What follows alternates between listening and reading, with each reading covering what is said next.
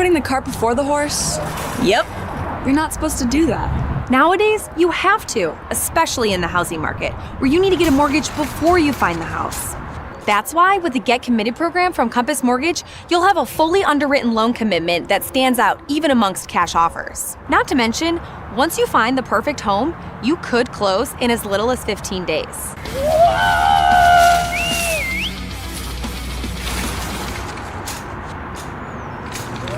Hey, you can lead a horse to water, but you can't make him drink. You're pretty big on horse metaphors, huh? Nay.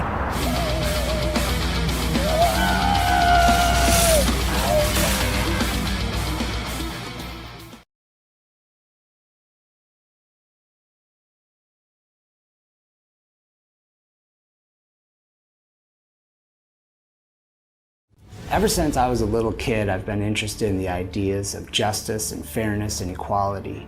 That's why I became a lawyer. I have the opportunity to advance these ideals. Now more than ever in our world, it is important that we highlight these issues. It's important that we fight for these issues. And my clients know that Keating Law Offices will not just fight for them, but they will fight for these ideals.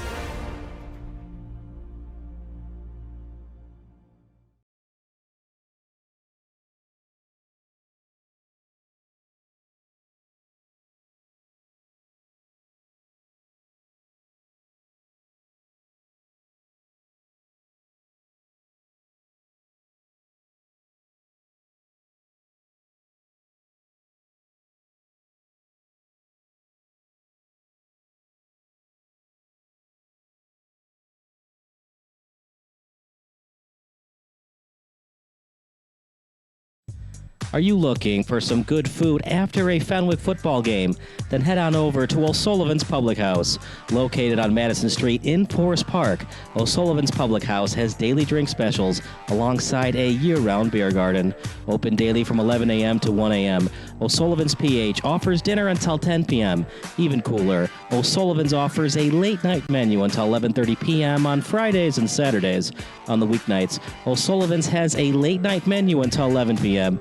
And for the fall season, O'Sullivan's will offer 20% off food for athletes and coaches following home Fenwick games. For more information, go online to o'sullivansfp.com.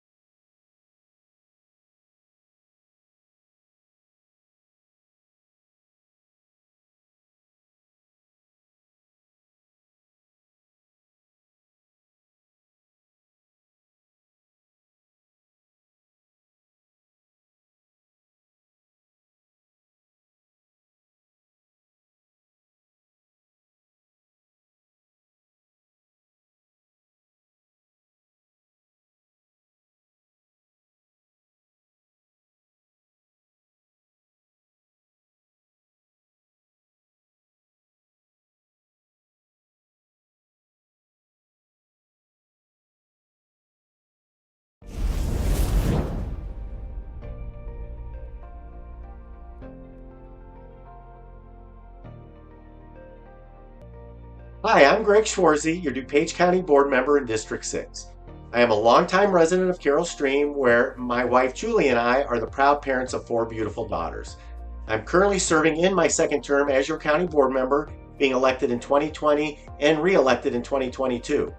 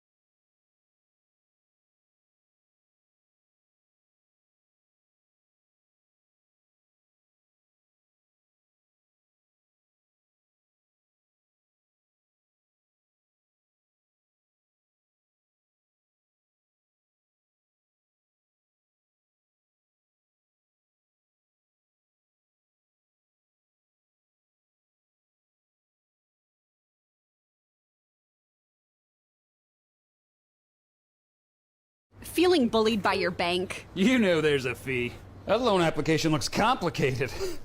Any help? Not really a math guy. I hope you enjoyed our new hold music. Last question, what high school did you go to? Lincoln South? Dude, we totally crushed you guys. At Wintrust, we take a different approach. Whether it's banking solutions, a new home, or financial planning, our local experts are ready to help. Wintrust, different approach, better results. What are you?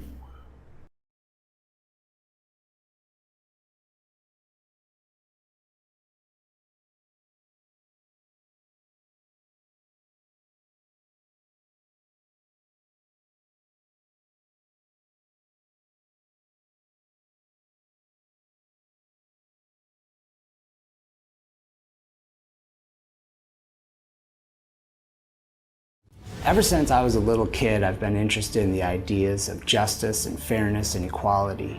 That's why I became a lawyer. I have the opportunity to advance these ideals. Now more than ever in our world, it is important that we highlight these issues. It's important that we fight for these issues. And my clients know that Keating Law Offices will not just fight for them, but they will fight for these ideals.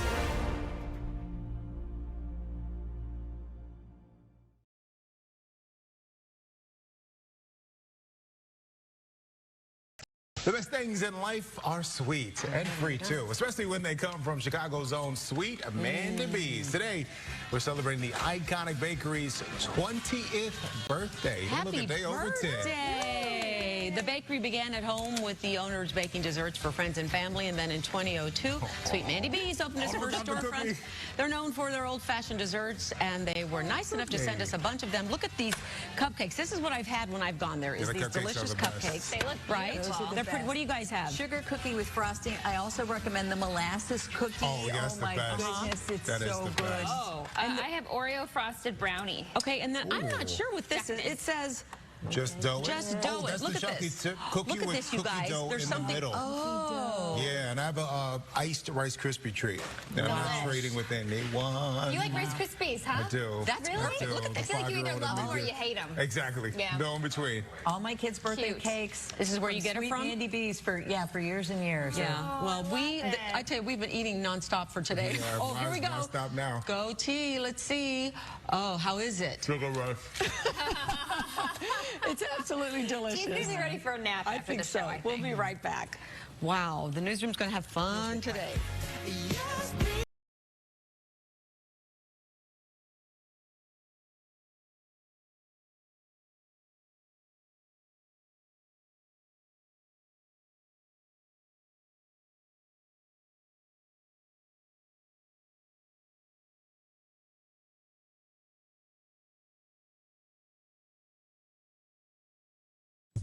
Are you looking for some good food after a Fenwick football game?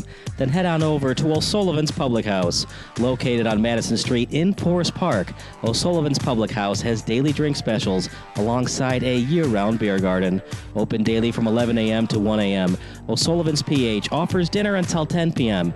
Even cooler, O'Sullivan's offers a late-night menu until 11:30 p.m. on Fridays and Saturdays. On the weeknights, O'Sullivan's has a late-night menu until 11 p.m. And for the fall season, O'Sullivan's will offer 20% off food for athletes and coaches following home Fenwick games. For more information, go online to o'sullivansfp.com.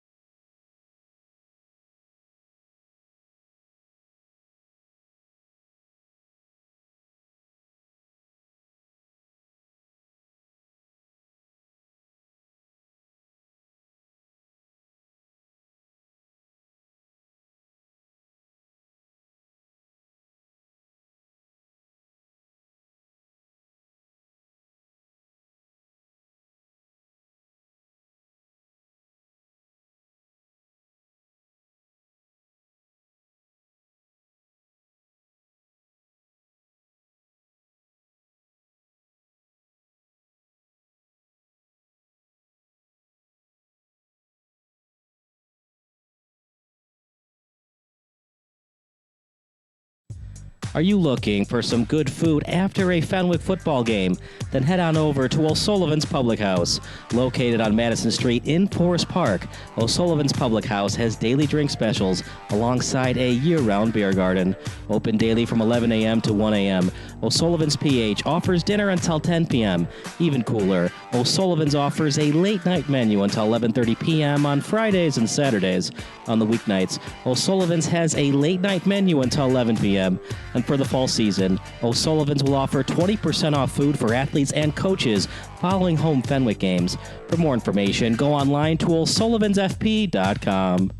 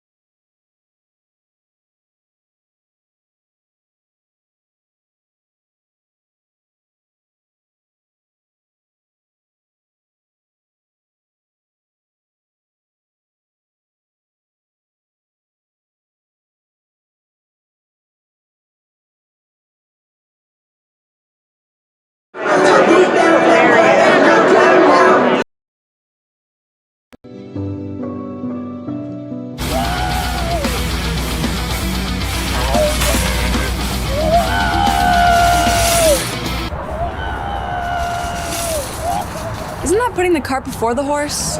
Yep.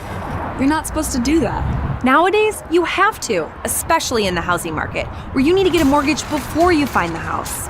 That's why with the Get Committed program from Compass Mortgage, you'll have a fully underwritten loan commitment that stands out even amongst cash offers. Not to mention, once you find the perfect home, you could close in as little as 15 days.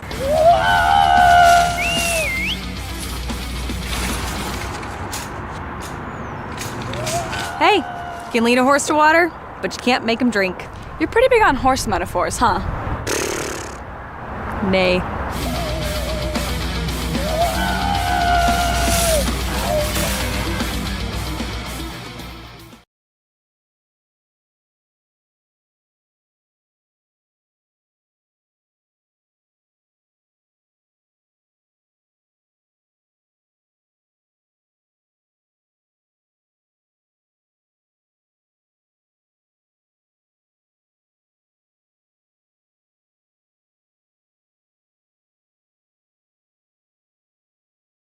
Ever since I was a little kid, I've been interested in the ideas of justice and fairness and equality.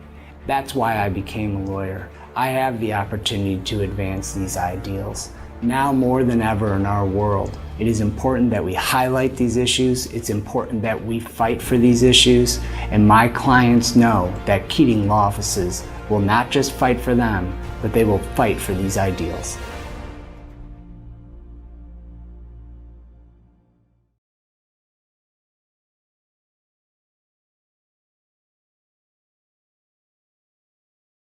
Feeling bullied by your bank? You know there's a fee. That loan application looks complicated. Any help? Not really a math guy. I hope you enjoyed our new hold music. Last question, what high school did you go to? Lincoln South? Dude, we totally crushed you guys. At Wintrust, we take a different approach. Whether it's banking solutions, a new home, or financial planning, our local experts are ready to help. Wintrust, different approach, better results. What are you?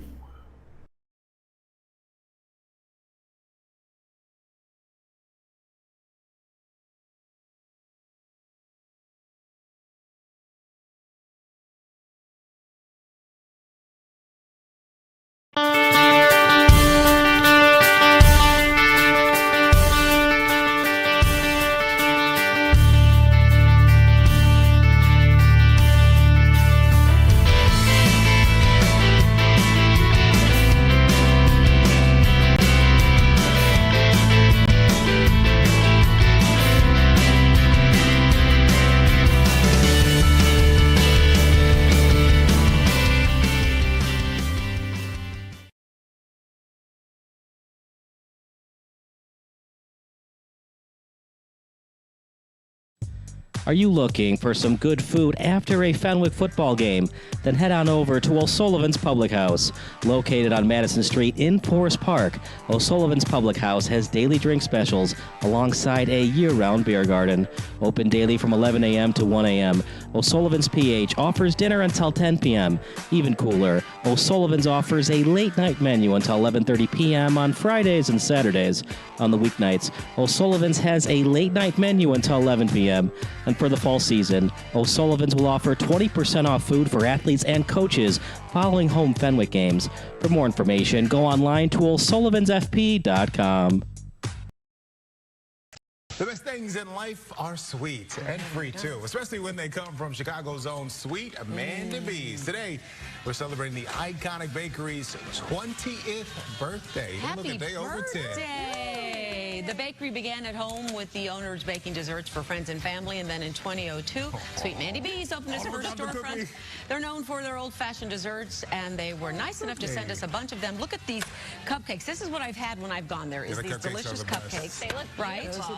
What do you guys have? Sugar cookie with frosting. I also recommend the molasses cookie. Oh, yes, my the best. goodness, it's That is so the good. best. Oh, I have Oreo frosted brownie. okay, and then I'm not sure what this is. It says Just dough it? Just dough it. That's Look the at chunky this. cookie Look at with this, you cookie guys. dough There's in something. the middle. Oh. Yeah, and I have a iced Rice Krispie treat that I'm not trading with anyone. You like Rice Krispies, huh? I do. That's Really? perfect. do. Look at I this. feel like you either Five-year-old love them or and you hate them. Exactly. Yeah. No in between. All my kids' birthday Cute. cakes. This is where you get it Sweet from? Andy B's for years and years. Yeah. Well, I tell you, we've been eating nonstop for today. Yeah, Oh, here we go. Stop now. Go tea. Let's see.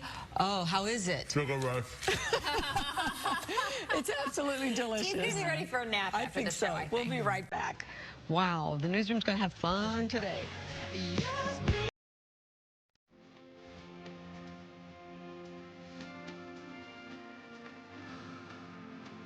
My name is Megan Welch, and we are at Makushla Brewing Company.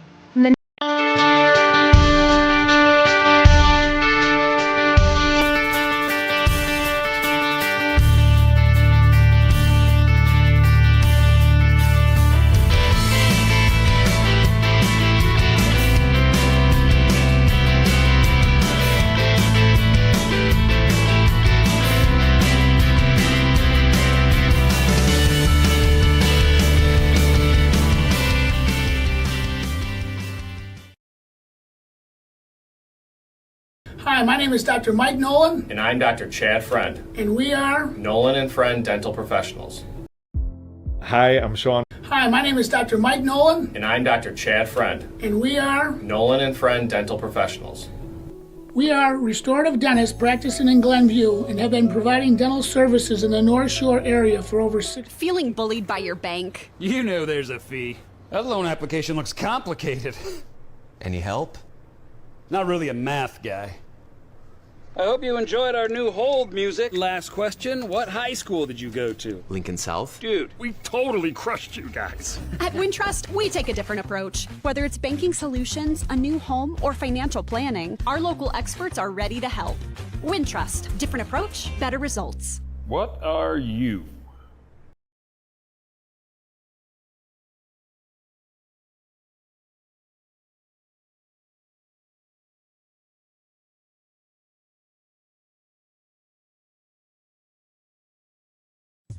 Are you looking for some good food after a Fenwick football game? Then head on over to O'Sullivan's Public House. Located on Madison Street in Forest Park, O'Sullivan's Public House has daily drink specials alongside a year-round beer garden. Open daily from 11 a.m. to 1 a.m. O'Sullivan's PH offers dinner until 10 p.m. Even cooler, O'Sullivan's offers a late-night menu until 11:30 p.m. on Fridays and Saturdays. On the weeknights, O'Sullivan's has a late-night menu until 11 p.m. And for the fall season, O'Sullivan's will offer 20% off food for athletes and coaches following home Fenwick games. For more information, go online to o'sullivansfp.com.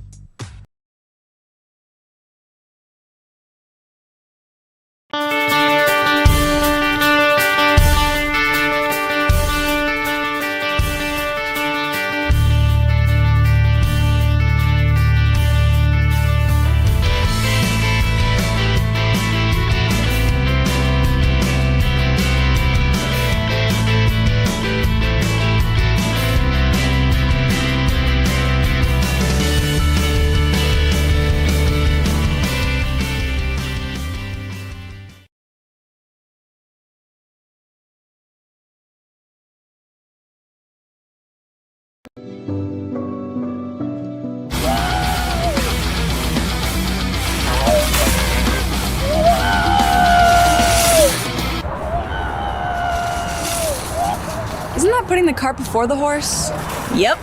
You're not supposed to do that. Nowadays, you have to, especially in the housing market, where you need to get a mortgage before you find the house.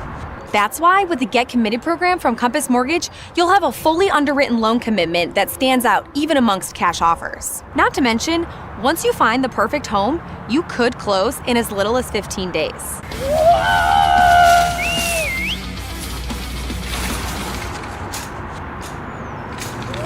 Hey, you can lead a horse to water, but you can't make him drink. You're pretty big on horse metaphors, huh? Nay.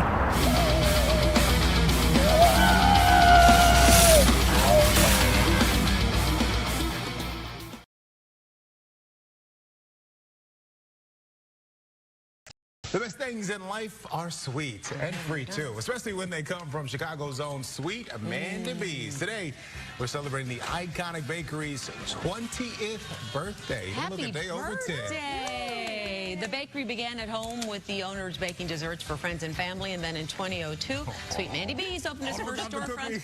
They're known for their old-fashioned desserts, and they were nice enough to send us a bunch of them. Look at these cupcakes. This is what I've had when I've gone there, is these delicious cupcakes. They look right? They're Pretty, what do you guys have? Sugar cookie with frosting. I also recommend the molasses cookie. Oh, yes, my goodness, it's that so good. Oh, I have Oreo frosted brownie. okay, and then I'm not sure what this is. It says Just dough it? just dough it. That's Look the at this. cookie Look at with this, you cookie guys. dough There's in something. the middle. Oh. Yeah, and I have a iced Rice Krispie treat that I'm not trading with anyone. You like Rice Krispies, huh? I do. That's Really? perfect. Look at, I feel like you either love them or you hate them. Exactly. Yeah. No in between. All my kids' birthday Cute. cakes. This is where you get it Sweet from? Mandy B's for years and years. Yeah. Well, I tell you, we've been eating nonstop for today. Yeah, oh, here we go. Stop now. Go tea. Let's see.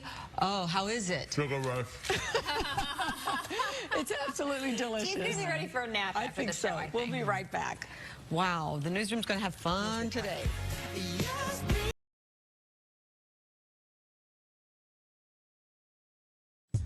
Are you looking for some good food after a Fenwick football game? Then head on over to O'Sullivan's Public House.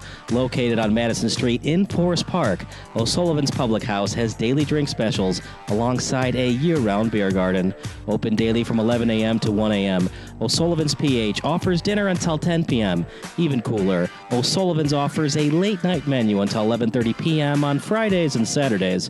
On the weeknights, O'Sullivan's has a late-night menu until 11 p.m. And for the fall season, O'Sullivan's will offer 20% off food for athletes and coaches following home Fenwick games. For more information, go online to o'sullivansfp.com. Feeling bullied by your bank? You know there's a fee. That loan application looks complicated. Any help? Not really a math guy. I hope you enjoyed our new hold music. Last question, what high school did you go to? Lincoln South? Dude, we totally crushed you guys. At Wintrust, we take a different approach. Whether it's banking solutions, a new home, or financial planning, our local experts are ready to help. Wintrust, different approach, better results. What are you?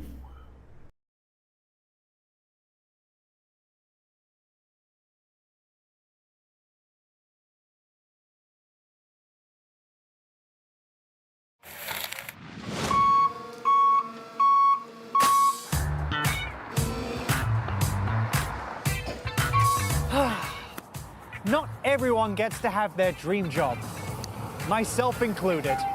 Yeah, some people are brewing delicious beer and serving fine food, like these group of guys in Glenview, who are basically living my best life. We're at 1090 Brewing. Gotta get out this nightmare.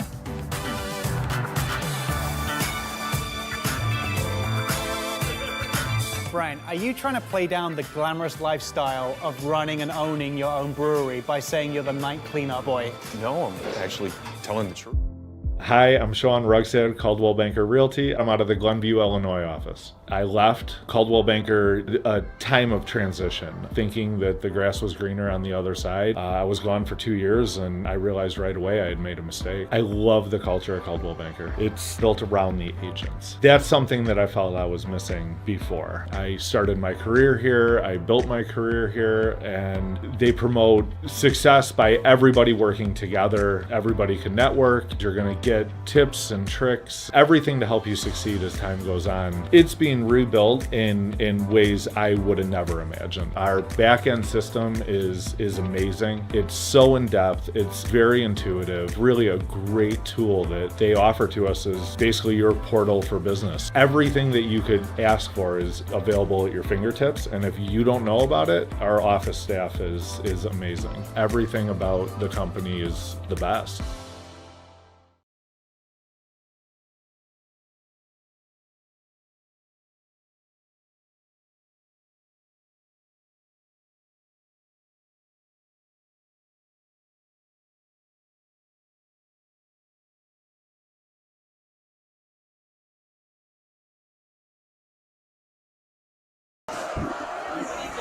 everybody. Kyle Smith alongside Bob Bilsaway as the St. Ignatius Wolfpack are on the road at beautiful Triton College Stadium to take on the Fenwick Friars. I'm Kyle Smith alongside Bob. It's 7:24 p.m., which means it's about some time for some high school football. It's the Battle of I-290, the Oak Park Suburban Friars against the Chicago Wolfpack. It doesn't get much better than this. No, it doesn't. We got a pep band to the right, and over to our left, a very large student section. Here's the pep band walking onto the field. Both teams are 1-0. St. Ignatius defeated St. Louis University, which I didn't even know was a high school. But St. Ignatius won 56-21. That's a lot of points that they hung on them, right? And then Fenwick in a shutout, 30-0 over Oak Park River Forest. Trying to predict who's going to win this game, there's like no way. I keep wanting to say the score is going to be 21-21, somebody is going to win, but who is the somebody? So I can't, in my mind, give St. Ignatius a fourth touchdown because Fenwick's stingy defense, right? The Max Preps has St. Ignatius ranked 17th and Fenwick ranked 57th. So if you go with Max Preps, there's a lot of teams between 17 and 57. So I think I'm going to say Max Preps actually knows what it's talking about. So it's going to be a 21-21 win for St. Ignatius over Fenwick. I'm going to go with the Friars today. I was really impressed. I was a little surprised that Oak Park River Forest offense struggled so much, but really I was impressed by the Friars last week. Not that I wasn't impressed by St. Ignatius, but I'm used to them winning. I'm used to them dominating opponents. The way Fenwick did it last week, I wasn't expecting that in the Battle of Oak Park. Well, and you mentioned this is a home game too, so this is a home game for Fenwick, right? But here we are. It's Triton College. It's really the home field. You would never know it's Triton College. Fenwick comes with all the banners. They got the fans, the band, the colors. This looks like a Fenwick home game. They've really dressed this place up nice. And then of course the weather. It's gorgeous out. It's a little bit, I don't want to say chilly, but it's not too hot. It's the right temperature for a football game. Couldn't have it any better than this. A few clouds in the sky, not many. The lights are on. This is what Friday Night Lights is all about. No Barrack Hill this time around. We're going to find out who the quarterback is for Fenwick. It'll most likely be Frankie Hosty taking the majority of the snap, but don't be surprised if they run some wildcat and some spread formations with Jamin Williams as well, the junior quarterback. Yeah, I think it's kind of an open competition between those two, Frankie Hosty and Jamin Williams. Not sure who's going to come out ahead. Like you said, it might, it appears to be Hosty to start, but we'll see. It could be either a quick hook or a second half or some series, but I don't think that's settled on the year yet. We're going to take a break. National Anthem coming up next here on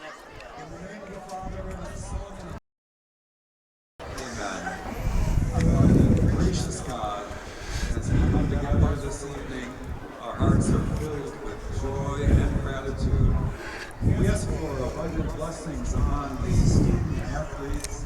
Instill within them, Lord, keep respect for each other, sportsmanship, excellence in all things. Trust in your love and your goodness, and we pray in the name of Jesus, who is Lord forever and ever. Amen.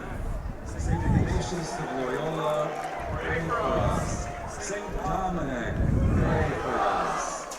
In the name of the Father, and of the Son, and of the Holy Spirit, amen.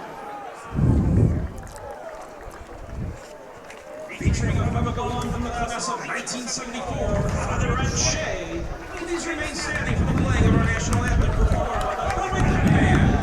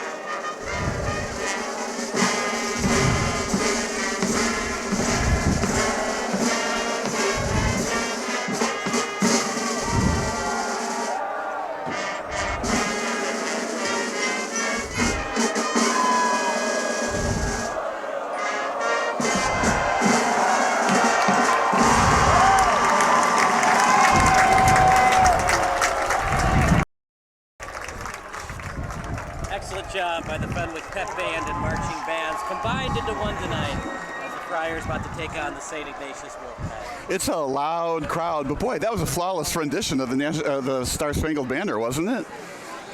And of course, we had the student crowd singing at the just along with it. It's a wonderful, wonderful game. Bob, I don't know if it's the best rivalry in the Illinois High School Association, but it might be one of the most underrated. Well, it is one of the best. About a month ago, the Daily Herald out by me had an article that said, okay, these are the top 5 football game must-sees for the year. And this was a month ago before the season started, and this was one of those 5. I don't know that it was the number 1 game on that list, but just the mere fact that it was on that top 5, and here we are. I looked at our calendar and circled the date, and I was like, oh, good, we are going to be here for that game. So it's going to be exciting. I expect it to be close. There's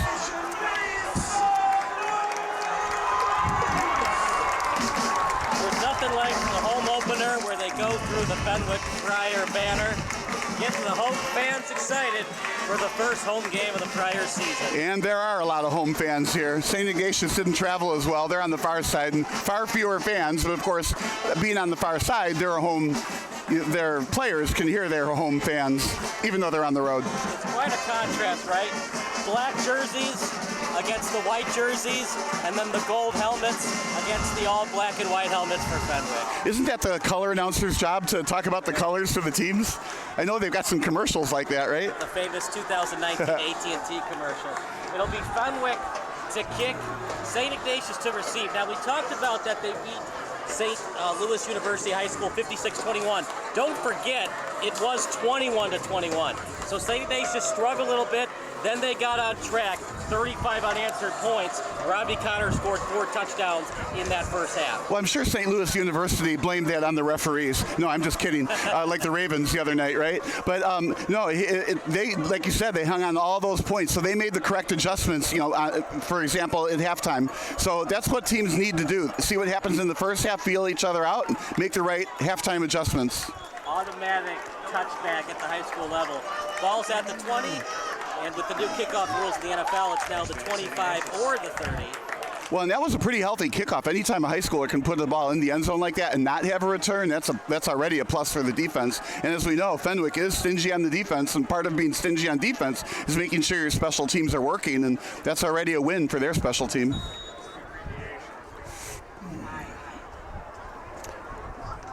First and 10 at the 20. Scattered backs, one in motion for Ignatius. Almost a false start. As looking to the sideline is Wanzong to his head coach and Matt Miller. They got the big signs. It's like the old Denny's menu that Matt Nagy had coaching the Bears. The JV game, they would run this play 14 almost incessantly the whole game. Wanzong gets a lot on the first down carry, and that's what's so difficult about this triple action, Bob.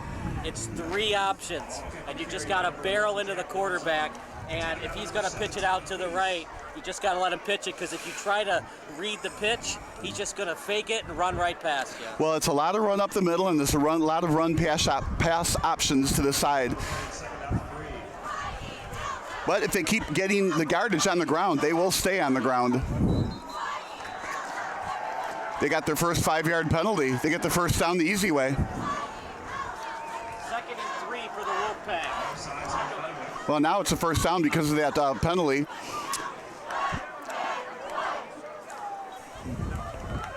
Offsides by the defense, moves it up. They got the first down, so 1 play, 1 first down. Talk about an efficient offense. 1st and 10. That receiver is out awful wide. You don't figure he's going to throw it that way. 1st and 10 at their own 32. 1 in motion for the Wolfpack. Wanzong will slow it down a little bit. They got to look. That's by design. Maybe a little lack of communication between quarterback and his head coach. Oh, I think it's by design. You get a few offsides calls that way, and of course, when that happens, you can see in the background all the signs. So they're running play number 1 again. After all that, it appears. Fullback dive right up the middle, just like they did last week. Bob, there's no more Justin Scott on this Wolfpack team, but this head coaching staff led by Matt Miller, they just next man up, next guy up to fill in for the graduated player. I was going to bring that up. We've watched a lot of St. Ignatius over the years, and the players change, but the offense stays the same. And you would think a good coach would modify the offense a little bit to match up with what the kind of talent is you have on the team. And of course they do that, but it's still generally the same offense. Dive up the middle, RPO outside. 3 in the backfield, 2 tailbacks right behind the tight ends. 2 tight ends set. You'll see a lot of that in the triple option. One in motion, fullback dive. Yeah. The Friars run it all the way. Yeah, see, I like that play, though. Run up the middle until you stop it. Okay, prove that you can stop it. And sometimes it takes Herculean efforts to stop that run up the middle. And if you do expend that Herculean effort, that might put yourself thin on the outside, which would then be more susceptible to a successful RPO.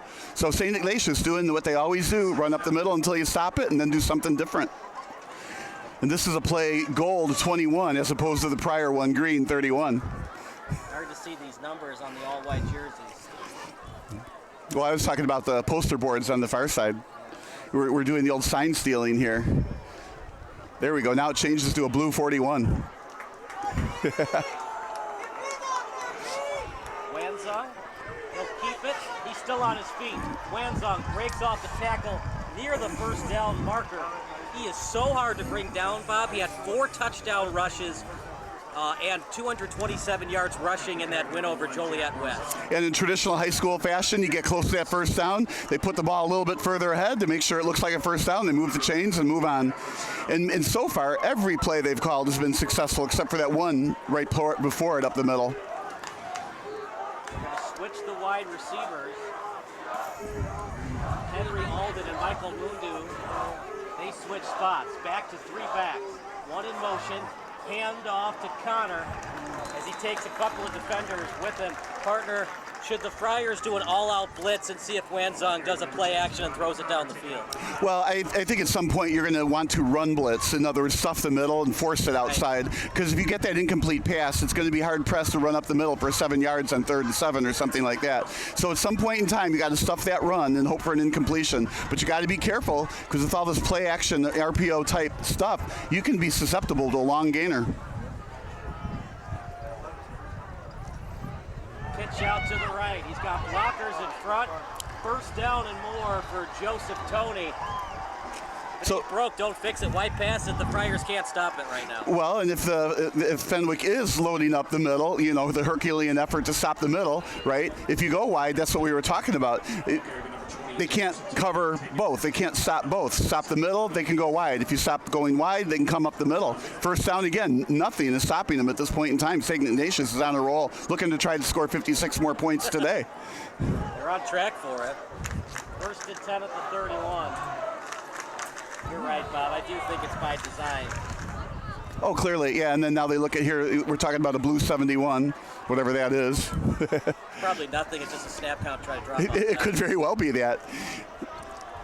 Wanzong takes the snap. He's going to run with it.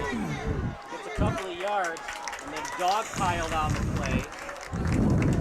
As leading the way for the Friars was their linebacker in Aiden Burns. Yeah, the JV game, that kept running that play 14 over and over and over, but it was a different play every time. It would be run wide left, then a run up the middle, then a play action pass to the right. So those numbers clearly mean something, but we don't know. Clock stops at 7:04. Now it continues to run. But the offense is absolutely on a roll against a very talented defense. One in motion. That's Tony. Wanzong takes it. Wanzong still on his feet. First down and more. Eyes the goal line inside the 5. Man, is this guy good. That was the keeper right up the middle, the counter on the going up the middle and the RPO to the side. 3 yards away from a touchdown. Fenwick can't stop him. Look out. You know, St. Ignatius is living up to being 17th in the state. I wouldn't be surprised to see that go up. They moved up to the blue division, and this is why. Wanzong to the end zone. Touchdown, Wolfpack. Right down the field, Bob. 80 yards, not a single passing play. Well, like they say, 3 yards in a cloud of dust works, but this is like 7 yards in a cloud of pebbles, right? It takes 1 or 2 plays to get a first down every time. This is a team, they like the analytics, does Matt Miller. They're probably going to kick it, but I wouldn't be shocked if they did a fake kick and a pass. I'd be shocked to see that. I think they'll just take the one. That's why I couldn't come off that 21-21 tie thing. Nobody's going to kick a field goal today. They're all going to go for touchdowns on 4th down. Extra point is good. We're going to take a break. It's 7-0 Wolfpack here on SBN. Are you looking for some good food after a Fenwick football game?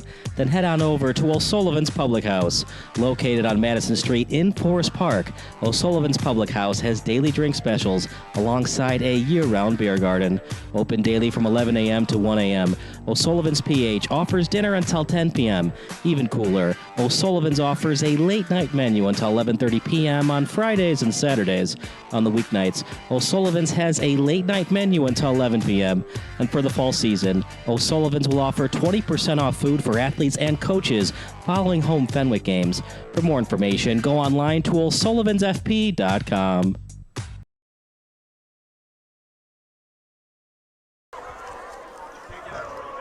Kickoff coming off. It'll be the Wolfpack kicking to the Friars. I'm Kyle Smith alongside Bob Vilsaway.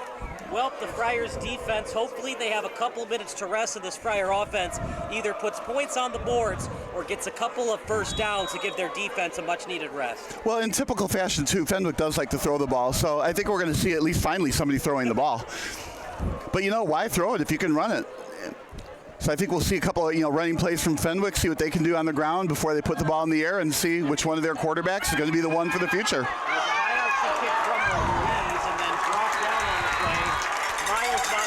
But not before he gains much-needed yardage for this Fenwick offense. And let's see who they put under center.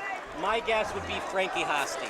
Well, and that's the beauty of a kick that goes into the end zone, because the ball at the 25-yard line is one thing. The ball at the 35-yard line, 20 in high school, 25 in the NFL. Right, versus the 35-yard line here, so it's 15-yard difference, right? Yeah.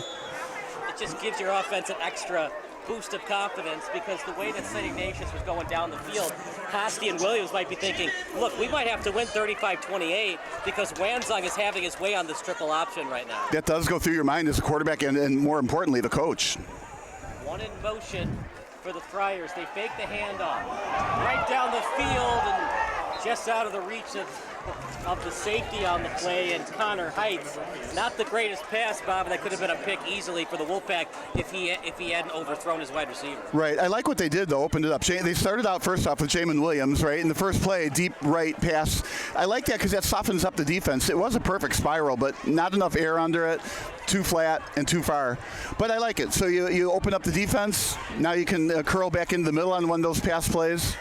Williams takes the snap. Here comes the pressure. He's got to roll outside the pocket. Short pass, first down and more, as it's delivered to Jalen Morgan. That's a way to get your quarterback some confidence. A little short pass, and then you get a first down out of it. Well, that's all by design. You throw it long on one side and short on the other. Right now, I expected some runs, and it didn't happen, so I think we're going to see an aerial attack here from Fenwick with a little bit of some speed from the quarterback for running for first downs. Williams, handoff, still on his feet. Hesitation, moving to beauty. Brought down, but not before he gets a first down as the Friars keep on driving. This reminds me of those, pro, Shanahan offenses where they have the first 14 plays scripted, and on defense, you almost can't stop it. Perfect, right up the middle after two passes. They've got Morgan in the backfield, fakes it to Morgan, short pass. And was that picked off? No, but that's great defense. The ball was thrown behind the line, right, and it got stuffed. So now you're talking about either if it was incomplete, 2nd and 10, or if it was complete, 2nd and about 13. Looks like incomplete, 2nd and 10. Looks like the Jumbotron guy didn't see it. The clock keeps running. 2nd and 12. Actually, they're going to say it was complete, so they lost 2 yards on the play. Right. So I was wrong. The Jumbotron guy was right. Well, speaking of that, the PA announcer here for the JV game was absolutely terrific. It was almost like a play-by-play guy. Got every ball and down and who got the tackle even. Did a great job, that PA announcer. Morgan in the backfield. Not the best snap. Quick pass delivered out to Ramius. As Ramius gets the first down and more. Well, you know what? Fenwick will take the win however they got to do it. If they got to beat St. Ignatius in a shootout, they'll do that too. Well, they haven't won yet, but I really think it goes back to the opening pass. So it was pass deep right? So it opened up the pass short right. Because you have to respect that long pass. Early on, both offenses succeeding. Quarterback sneak as he gets out of bounds to Williams. See if he got past the original line of scrimmage. Late flag from the back judge. Yeah, we had a little rumble in the defensive backfield there. Some additional blocking after the whistle, we'll just say it that way, right? Looked like Adam Calicdan. There's a name I know not. Calicdan was on top of the defender. and stayed on top of the defender even after the play went out of bounds. Yeah, that's kind of I'll say a rally killer, or a drive killer.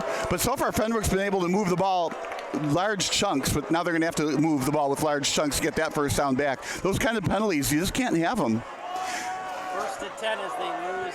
They call a hold, or do they call it unsportsmanlike conduct? Unsportsmanlike conduct should be 15 yards, yeah, from the point of the foul, I would have thought, but maybe it's down from the scrimmage line, yeah. The original line of scrimmage, so it's 15 yards Yeah. back. So Jamin Williams, I think, did an RPO on that first one, probably unwisely held the ball. Williams outside the pocket, screen pass. Read well by St. Ignatius, has a beautiful open field tackle by Ian Burris. That was also well executed on offense. They let the defenders get through. Williams, went to the right. There was all kinds of blocking in front. St. Ignatius just ran it down. They did a great job of stopping that. 3rd and long now. They accidentally put 2nd and 323 on the board. Well, now see, OCR would pick that up, and that's what you'd see on the scoreboard, right? 3rd down and very long. That's going to be 5 yards. But interesting, though, how he went forward from the outside. So he was either looking for a receiver screen or he was blitzing. And if he was blitzing, there was nobody between him and the quarterback. All right, partner, it's 3rd and 11.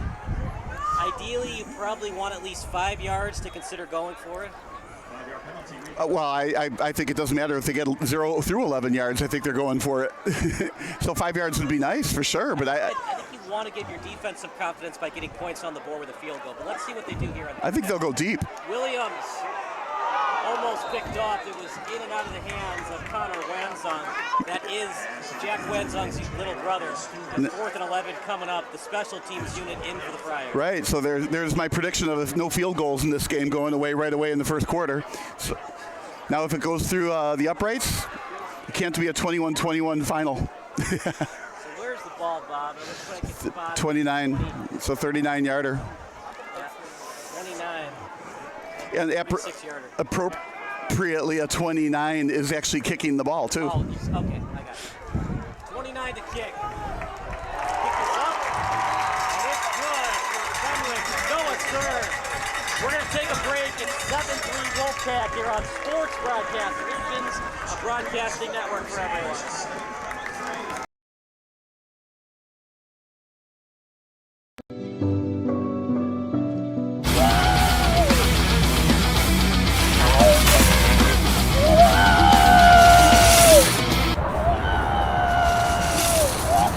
Isn't that putting the cart before the horse?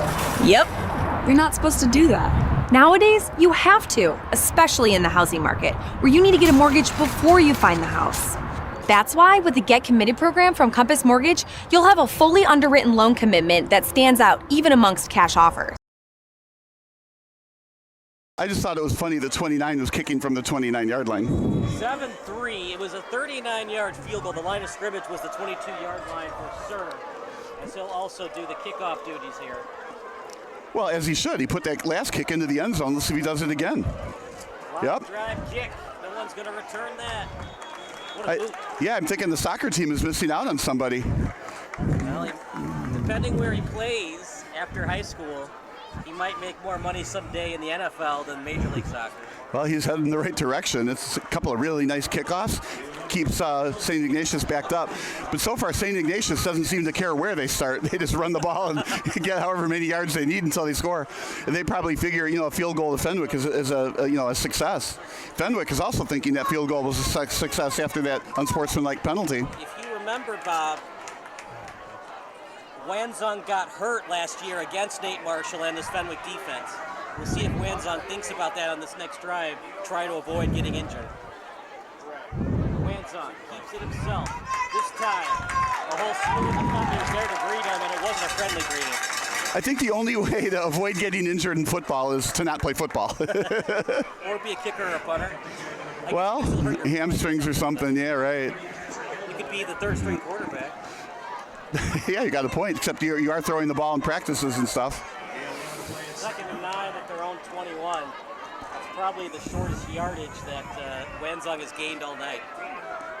Well, and Fenwick is very capable of adjusting even in the first quarter, so they don't have to wait till halftime to make some adjustments. Couple in the the backfield, one in motion. It's going to be a handoff. Big time hit delivered by the Friars. Starting the hit was Jack Keys. And helping him deliver it was Charlie Heinrichs. How do you say it any better than big hit? He measured him and leveled him. 3rd and 6 at their own 24. If they get at least 5 yards, Bob, they'll probably go for it. Yeah, that's a tough call. Well, if they get 5 yards, looks like they're going to get a first down, right? But to your point being, if they get 3 or 4 yards, it's 4th and 1. Do they still go for it in their own end? 3rd and 6. We'll see what they do. One in motion, and he comes set. This time, Wanzong will pass. Deflected away by the Friars. Deflected away by Fenwick's Nate Marshall. You know, partner, he likes to change numbers. Sometimes he wears 90, sometimes he wears 9. Today he wears 9. I can't help but think it reminded me of Angel Reese shooting a ball in the WNBA, having it blocked. That ball was just absolutely stuffed. Also a basketball player. It showed on that play, looked like the guy, the man in the middle, blocking that layup attempt from the point guard. Yeah, well, he is a good basketball player, too. Not the greatest snap, but he does get the punt off. You know, that was almost blocked, and he had to hurry to get it off, and it wasn't really a great punt in any terms.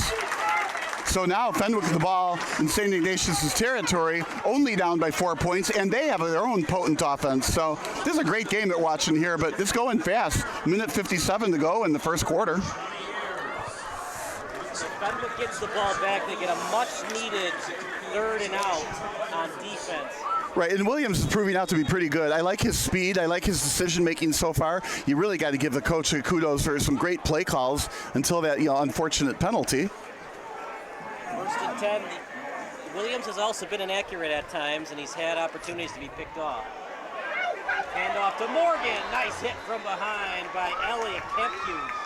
Yeah, but you know what? You're right. He threw the ball deep twice, and it looked like he threw it into traffic both times. Both of them were incomplete, but they were also really nice deep spirals. So, as time goes on, he's got some giddy up on the ball, and that is a very, very good trait to have in your quarterback. Jalen Morgan in the backfield. They'll switch the wide receivers. 3 on the right side, 1 in the slot. Hand off to Morgan. Short gain. We have some laundry on the field, though. My guess it's going Fenwick. I haven't seen a preliminary signal, just some laundry on the field. Usually when they call it right away, it's usually on the offense.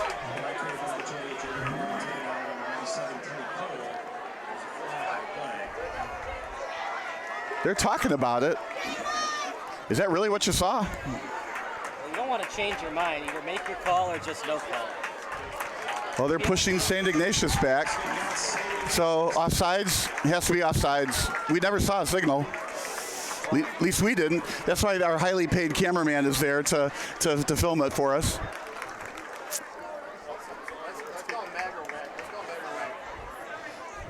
It was 3rd and 11. 2nd and about 6. 3rd and 6. 3rd and about 6. Offside called on St. Ignatius. Well, it was a good time for it. Those 5 yards is definitely going to help. Let's see if they throw it over the middle. They got off the 3rd down on the board. They keep it on the ground. Yeah, I think it was a 5-yard face mask because they took off the 3rd and 11 on the Jumbotron. They still, at the high school level, they still have the old 5 and 15-yard face mask. They got rid of those at the NFL level. Yeah, I never saw the preliminary signal. That flag came out quick.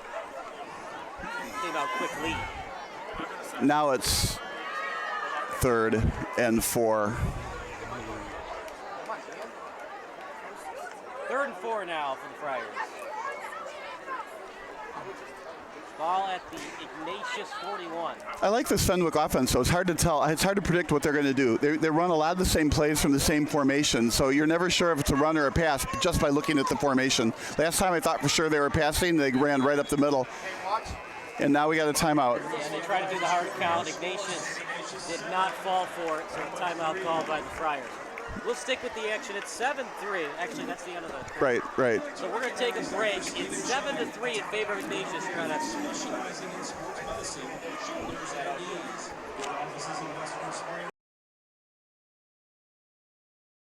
Feeling bullied by your bank? You know there's a fee. That loan application looks complicated. Any help? Not really a math guy.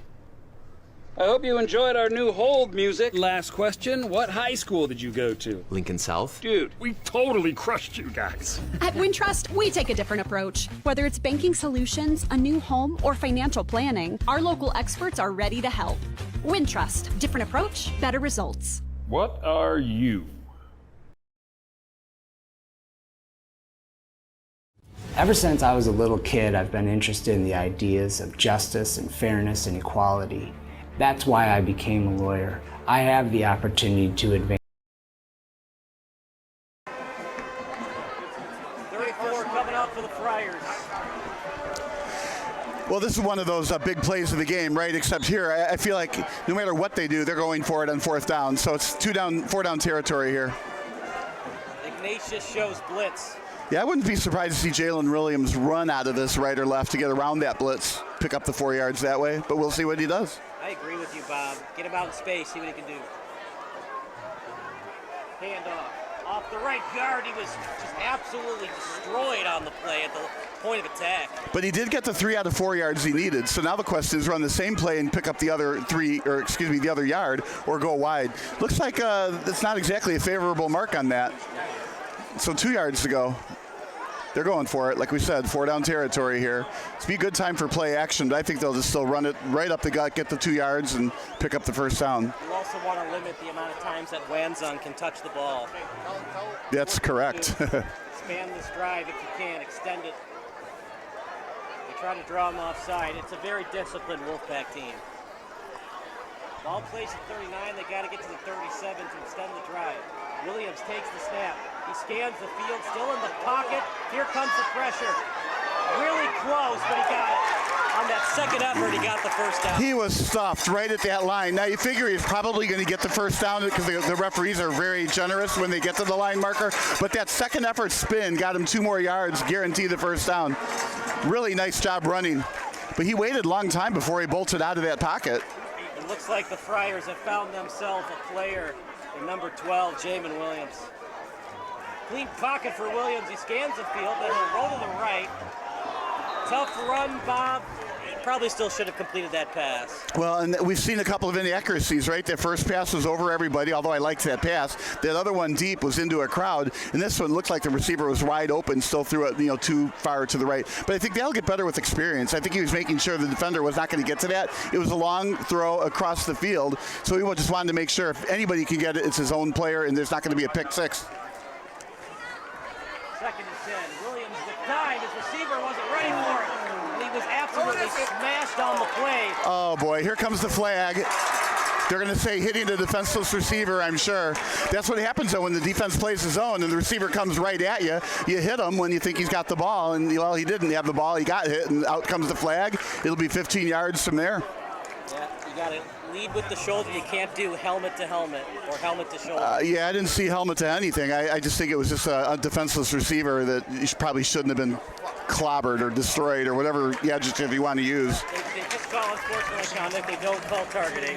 I definitely think it was helmet to shoulder. I don't think it was helmet to helmet. Well, we'd have to watch the replay. I didn't think it was helmet to anything. It's just a hard hit. But whatever, it's 15 yards, and that's the beauty of these broadcasts, right? You can go back and take a look at the replay and catch up during the commercials.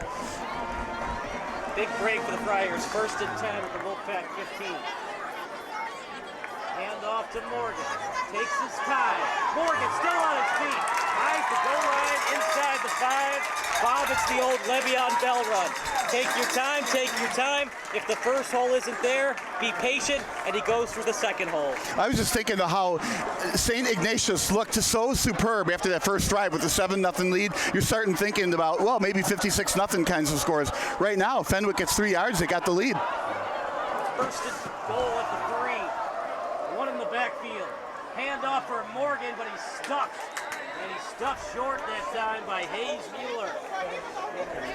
2nd and goal. Let's see if they gave him a yard. Yeah, Hayes Mueller went for a ride. That was a real strong run. They gave him 2 yards. I disagree. I think he only got a yard, but they're going to give him 2 yards. Well, and let's call it in the middle, right? 1.5 yards away from a touchdown here. So 1.5 yards away from a 3-point lead. If you haven't practiced I formation a lot, Would you feel comfortable running a I formation play here? This is kind of the spot you want to run I formation. Yeah, I agree with you. This would be a spot for an I formation, but I don't think they are using that at all so far today. So we've been talking about running every play from the same formation pretty much. Probably not going to change that. Well, here's a little different look. Second and goal at the 1. Going to scatter the backs. Williams to the end zone.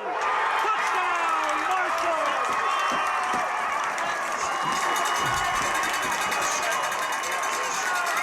Williams hasn't been the most accurate pass tonight, but that was a beauty on the fade route. I was waiting for you to say something like that. If you didn't, I was. That was perfectly accurate, perfectly thrown over the defender. Marshall with the catch in the end zone. Of course, he's a great rebounder, tall, good leaper. It's easier to throw it to him, but nonetheless, that had to be perfectly thrown. And it wasn't exactly a short pass. It was all the way from the middle of the field all the way to the sideline. Really nice, accurate throw.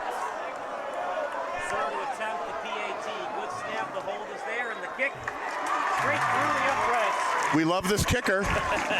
It's 10-7. Noah Sir has 4 points on the night thus far. We'll take a break. You're watching SBS, the broadcasting.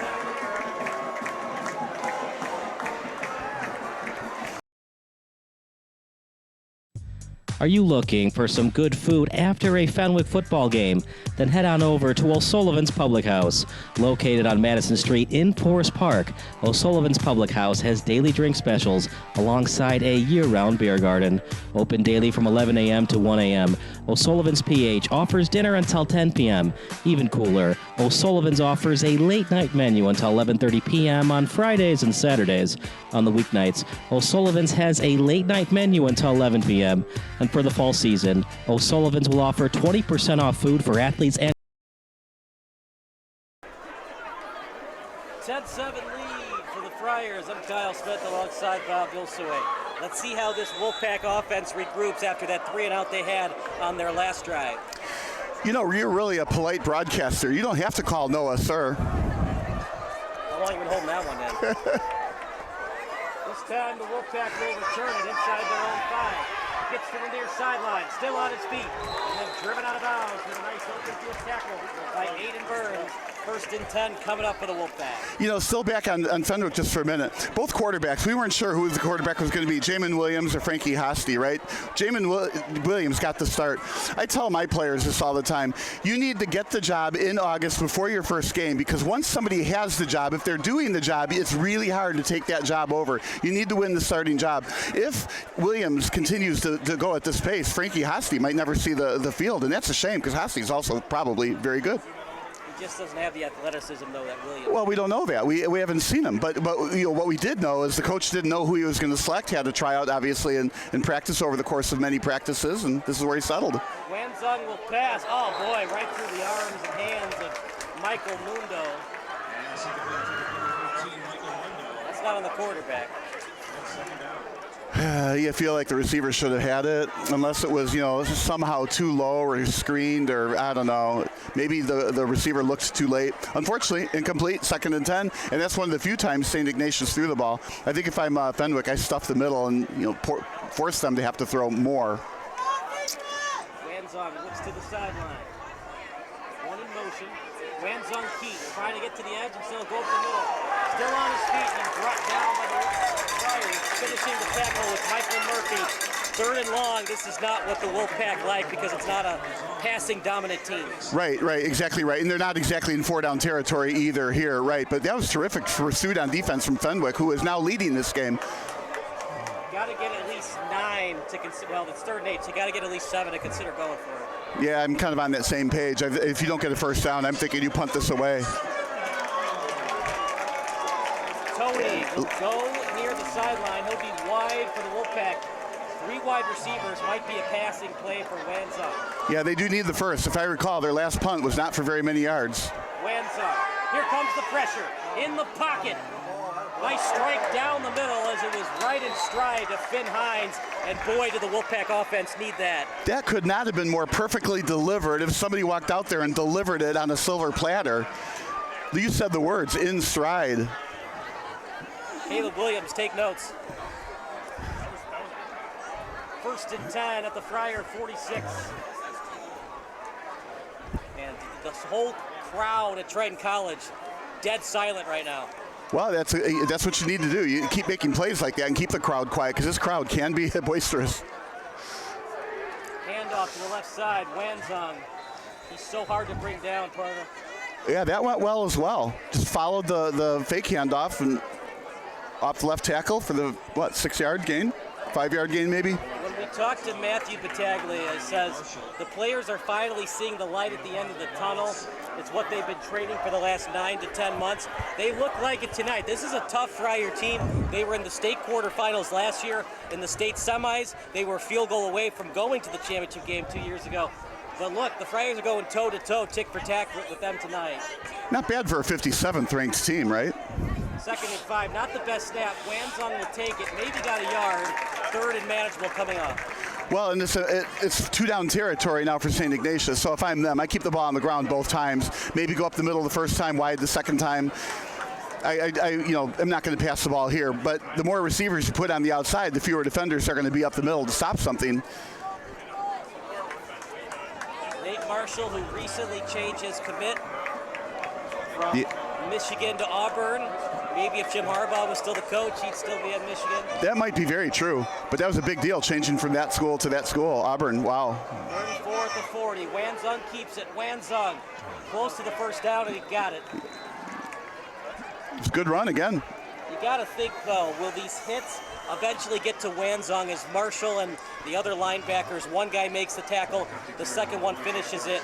Will those hits get to him as this game continues onward? Yeah, no, I don't think that's going to be the case. But what I'm starting to think here is whoever has the ball last is going to win the game. I mean, it just sounds like, it's so cliche, right? But nobody can stop anybody. I mean, all the offenses are just doing terrific today.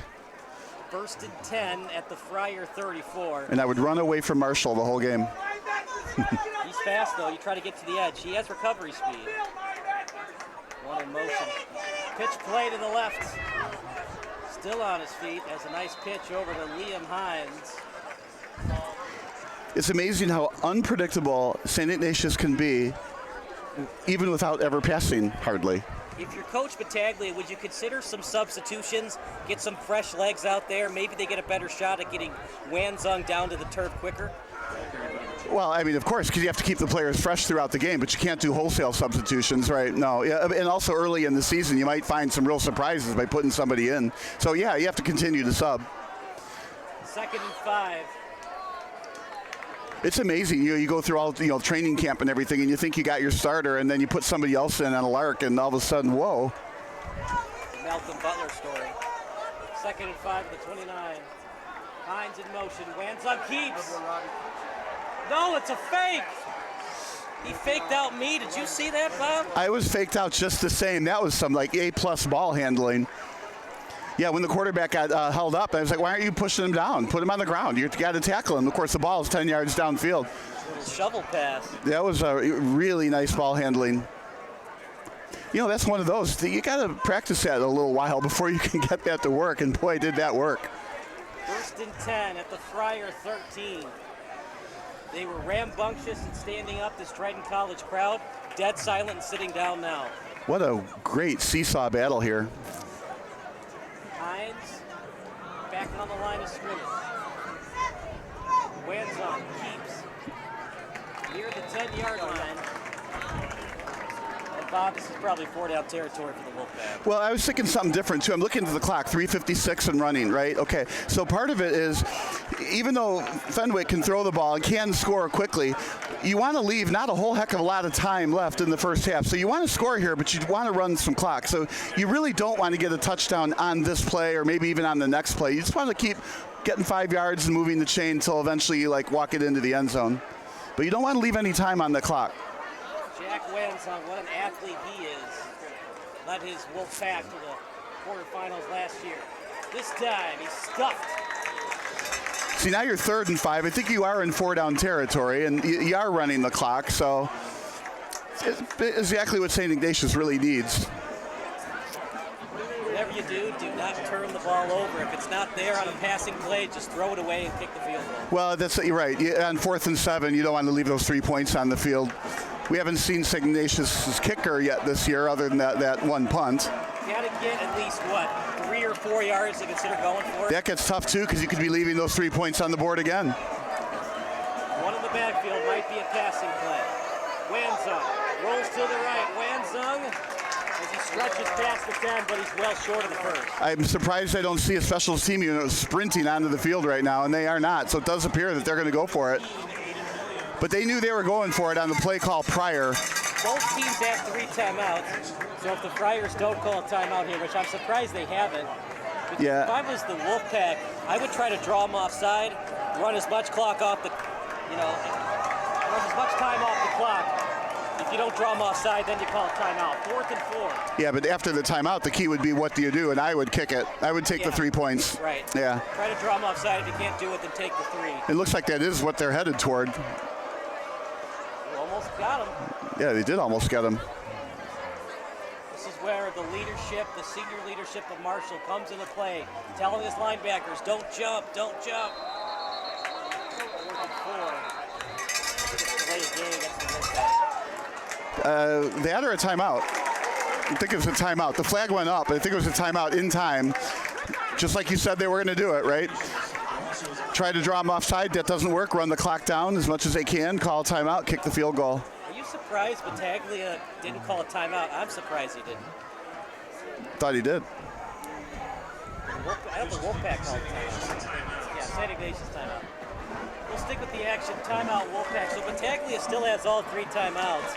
A lot of clock went down, though. He could have called a timeout at 2:45 or 2:30 to give his offense more time. Yeah, you're right. He could have. Obviously, now he's got the timeouts and some time when he gets the ball again. Good news is for Fenwick, clock stops briefly on a first down, and they've gotten a lot of them in this first half. And they have the passing offense that can score quickly. But St. Ignatius did do a good job running the clock down to as far as they did run it down. They're probably going to get 3 points from here. I think this is the field goal unit that's coming on now. It's a wise take. Get the 3 points, tie the game up.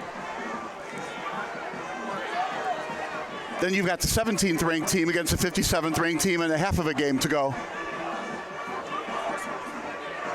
4th and 4. It most likely be a field goal, but don't be surprised if they do the fake, but I think they're going to kick it. I would absolutely be surprised, despite you telling me not to be surprised. Hold is there, and the kick, it was late, but he got it through. Nice instant penetration, leading the way by number 9, Nate Marshall. It's a 10-10 score. We'll take a break here on SB.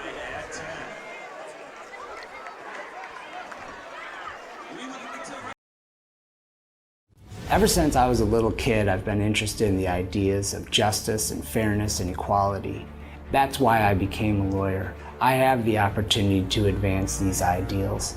Now more than ever in our world, it is important that we highlight these issues. It's important that we fight for these issues. And my clients know that Keating Law Offices will not just fight for them, but they will fight for these ideals.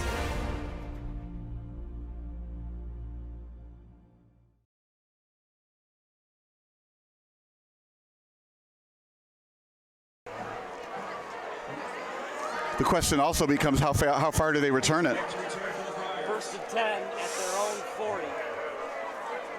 It's funny how you call it 1st and 10 at the 40. Well, we've seen onside kicks at inopportune times for both teams as we've announced high school football. I'm not saying the Wolfpack are going to do that, but... No, they'll kick it deep. The question is going to be how far will it get returned. It'd be nice to have that kicker that can kick it into the end zone. Chip kick. Has to backtrack the catch. From the 10 to the 15. Now the 20 still on his feet. Really good open field tackle near the 25. You could say he was drilled at the 23-yard line on that kickoff return, though. He didn't make that tackle. Might have been a return for a touchdown. Didn't it look like there was a lot of open field on the far right? Yeah, if he got through that tackle, but that tackle was solid. All right, so I got, what, minute 39 to get 70 yards-ish? See if they can do it through the air with 3 timeouts. Remember, an incomplete pass is a free timeout for the Wolfpack. So if you get 2 incomplete passes in a row, that makes it third and 10. It's almost like giving the Wolfpack 2 free timeouts. You got to be careful here on the play calling if you're Right. Fenwick. Yeah, you don't want incomplete passes, which then kind of says you want to throw it short. But we'll see. Yeah, because every time you get a first down, it stops the clock a bit. Screen pass. And it gets out to the sideline. Good play call. Oh, now we got a penalty. Most likely be a face mask against the Flyers. Pass was illegal. There is a flag on the play. We're all holding our breaths here on what the penalty actually was.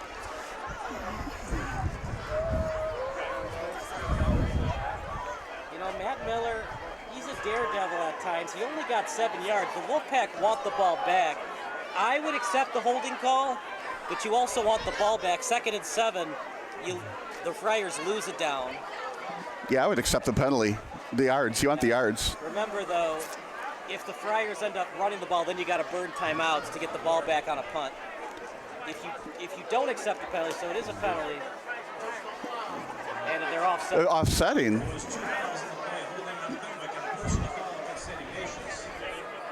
Guess they didn't see that coming. Yeah, usually when they throw the flag out of bounds, it's usually like a face mask or a late hit. So I'm not surprised on the flag on St. Ignatius. So it's even. They put a penalty against each team, offsetting, and it's a 10-10 game. So I guess they were both after the play went out of bounds. So did they say first or second now? It says first on the They might not have updated. yeah, Right now we got 1st and 10, ball. first and 2. Williams looks downfield. He struggled with that tonight, though. Yeah, I'd like to see him, if he's really going to go downfield, if it's not just a message to get the defenders to play deeper, then I'd like to see more air under the ball. But in this particular case, the defense was behind the receiver, so if you put too much air under the ball, it's more likely to be an interception than a completion. So overthrowing the receiver was maybe the right thing to do. But he has a nice, deep spiral, so the guy's got a rocket for an arm. For the Wolfpack, 13 rushes for 73 yards, just 11 for 29 for Fenwick. In 2nd and 2. I like that, taking a shot on 1st and 2. You can run the ball if you want. Remember, clock stops briefly on 1st down. Williams will pass, short pass. They'll get the 1st and more. Boy, talk about the right play call. He was absolutely blitzed. It wasn't a screen pass. It was a short pass over the middle. But the offensive line, the defensive line cleared out. 1st and 10, almost midfield. Taglia chooses not to use his timeout. Oh, no. Man overthrew him. There might be a flag on Fenwick in the You know, I would call, I would not have called a flag, but if you're going to call the flag, it looked to me like it was on the offense. But I don't know. We'll see. It should be on number 2 for Fenwick. That's what it looked like. Treston Smith. Could be unsportsmanlike against Treston Smith. Yeah, I'd say to the referee there, the umpire, just let that go. If you don't call it there, it's just going to get worse and worse and worse. Oh, maybe. They're going to test you until you finally start calling stuff. Yeah, and there was offsetting penalties on this side. Maybe the referees are saying we got to call this tighter. I'll just say I'm not a friendly rivalry either. Well, I'm just going to say it was an unnecessary call to be made, and it is on 2. It is on Treston Smith. Call. I mean, it was unsportsmanlike conduct. It's not like he didn't do anything wrong. He did something wrong. Was it blatant? You could make the argument that it wasn't blatant. Yeah, like I said, I would let it go, but they didn't, and it's pushing the ball back. Well, you can't really run the ball because St. Ignatius has 2 timeouts. I guess you run it twice, and then again, and then run the clock out. Or throw it deep a couple more times. There's not a whole lot of time. You have a good punter. 2nd and 25. This time Williams will run with it. Eyeing the out of bounds and does. Another alternative is pick up 100 yards on a good, quarterback scamper. Clock stops for the Friars. Friars, remember, they have all 3. St. Ignatius with 2 timeouts. I like the idea of, again, a deep pass. Now he's only got to get 15 yards at this point, but a deep pass, put air under it, give your receiver a chance for a catch on his own or pass interference. Williams eyes the blitz. This is St. Ignatius showing it. But if you don't get a first down here, you kind of, again, are stuck with punting. Here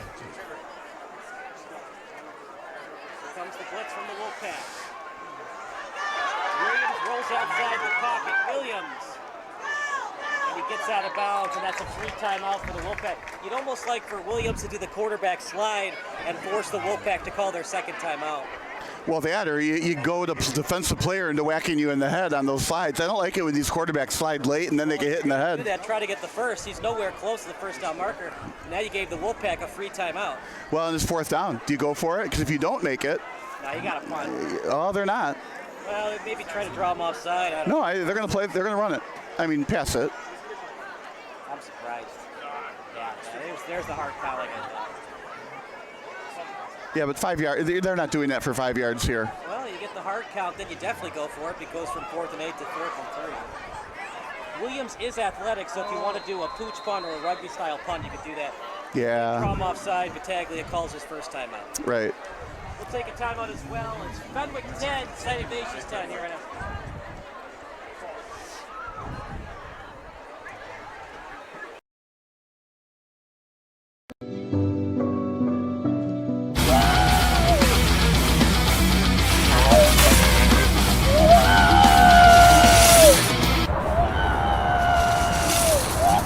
Isn't that putting the cart before the horse? Yep. You're not supposed to do that. Nowadays, you have to, especially in the housing market, where you need to get a mortgage before you find the house. That's why with the Get Committed program from Compass Mortgage, you'll have a fully underwritten loan commitment that stands out even amongst cash offers. Not to mention, once you find the perfect home, you could close in as little as 15 days.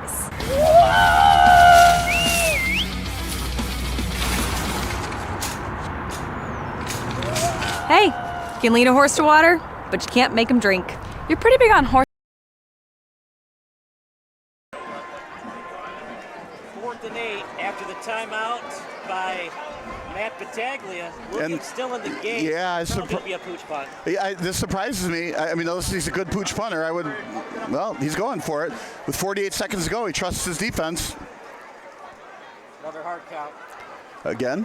Well, they do have another timeout. They really want that 5 yards. You could just do hard counts, Yeah. call more timeouts. Right. In the NFL, you can't call back-to-back timeouts. They're going for it. Here comes the pressure. No chance for Williams. Yeah, see, that's where it becomes unwise. So you've got 42 seconds to go, and St. Ignatius has the ball in your side of the field. One completion later, at least you got a field goal. It's also a St. Ignatius team that doesn't like to throw the ball. Although they had a nice completion to Hines, Wanzog is not known for throwing the ball, so why wouldn't you want to punt it deep and force the Ignatius Wolfpack offense to beat you with passing? Well, clearly Fenwick wants to be the aggressor in this game, but yeah, that one absolutely backfired. Let's see if it costs him any points. Remember, clock stops on a first. I know I've been repetitive with that, but it's important to keep in mind. You get the first down on a first, you don't have to spike it right away. Wanzong, no pass. Clean pocket, looks downfield, wide open man at the 10, the 5. Dives for the pylon and inside the 3. So now you know that they're going to run it right through the middle. I would call a timeout here, and I'm surprised they are. Well, the clock stopped Right. Well, stops on for the first down. They don't need to call the timeout. I think they'll just run it right up the gut. Marshall trying to get set. Hand off. I don't think he got in. No, there's no call for it. That's true. They try to do a quick snap. Here's the problem with that, Bob. Yes, the defense might not be ready, but your offense might also not be ready. Yeah, you got a point. But they did call timeout. They got plenty of time to score a touchdown. That ball absolutely should have been punted. And I don't think this is hindsight. We were talking about it.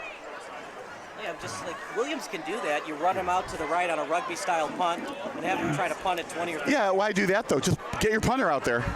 Yeah, do that too. Yeah. Remember, though, you change between your center and your long snapper. Maybe your long snapper's been a little shaky in practice. Well, so far, Fenwick's kicking game has been spot on. I'm sure they got a punter that can get this job done. We haven't seen it, but I have confidence in it. Right. Yeah. Well, maybe your long snapper was shaky in practice, and your center's a better snapper than their long snapper. So the center got COVID, and he's not here today? No, I'm just saying, because the center was in on that play to Williams, so you want your center to a clean shotgun, and then Williams on the rugby-style punt. Anyway, 2nd and goal for the Wolves. And a deadly 7-point deficit that they didn't need to have here. So Fenwick coaches misplayed that. 2nd and goal. And then they let the receiver get behind him. Wanzong dives for the end zone. You know what play that was? Touchdown, Wolfpack. You know what play that was, right? The Philly dive in the middle. He got pushed from behind. It was a really well executed tush push. So how do we trademark it? Is it the tush push or the brotherly shove? Yeah, it started out tush push, and then they changed it to brotherly shove. So I think you have to trademark the second one. They deserve to have trademarks on both. But now without their center, they're not running that play as near as I can see. As much as I love Jalen Hurts, it's really Jason Kelsey who runs the show on the tush push. Of course, he retired. 16-10. And Matt Battaglia might be thinking about that play call later tonight. Kick is good. 17-10. You know, you said the right thing. He's going to think about that later tonight. He's going to think about that tomorrow. He's going to think about the whole rest of the season. He's going to remember it next year until he retires. That was not the time not to Look, if punt. Fenwick wins the game, it doesn't matter, but it was just a play they didn't really need to do because Noah Sir and the special teams unit looked really good. So just get the punt off and force Wanzo to go down the field passing. Yeah, I don't think they would have gone down the field. But the rest of it is you have to take a look at the defense on that. How does a St. Ignatius receiver get behind you in a situation where they got 42 seconds at the 45-yard line? You cannot let that happen. At least keep the receiver in front of you. I mean, you got all the way down. What was it, a 43-yard pass or something like that? All right, here we go with 14 seconds. So the only thing that can hurt you now is a return for a touchdown. I don't think you can count on that.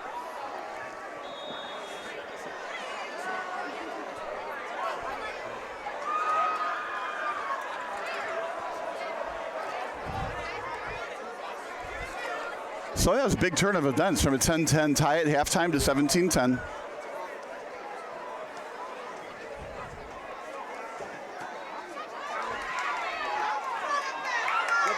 By Fenwick as he gets near the 25. Yeah, all I can say is that was absolutely well covered. When you stop somebody at the 25 on a kickoff, you're doing your job. So they got to go 75 yards in 8 seconds. I think it would be the handoff and take a knee play.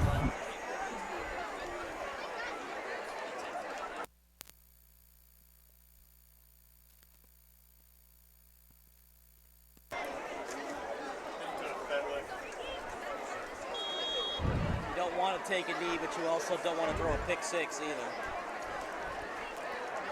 Yeah, I'm putting my money on the knee, but well, they are in a shotgun, so we haven't seen any kind of under center snaps. Try to get it to midfield, then you can do a Hail Mary. Instead, they'll run it. So here's the run up the middle, and not exactly a take the knee, but certainly wasn't designed to go downfield. So the Wolfpack are up by 7. But it doesn't feel like that. It feels like a tie game and a very questionable coaching decision by the Fenwick. Well, right, but it has been a seesaw game, right? So so far, it also still feels like whoever has the ball last is going to be the team that wins.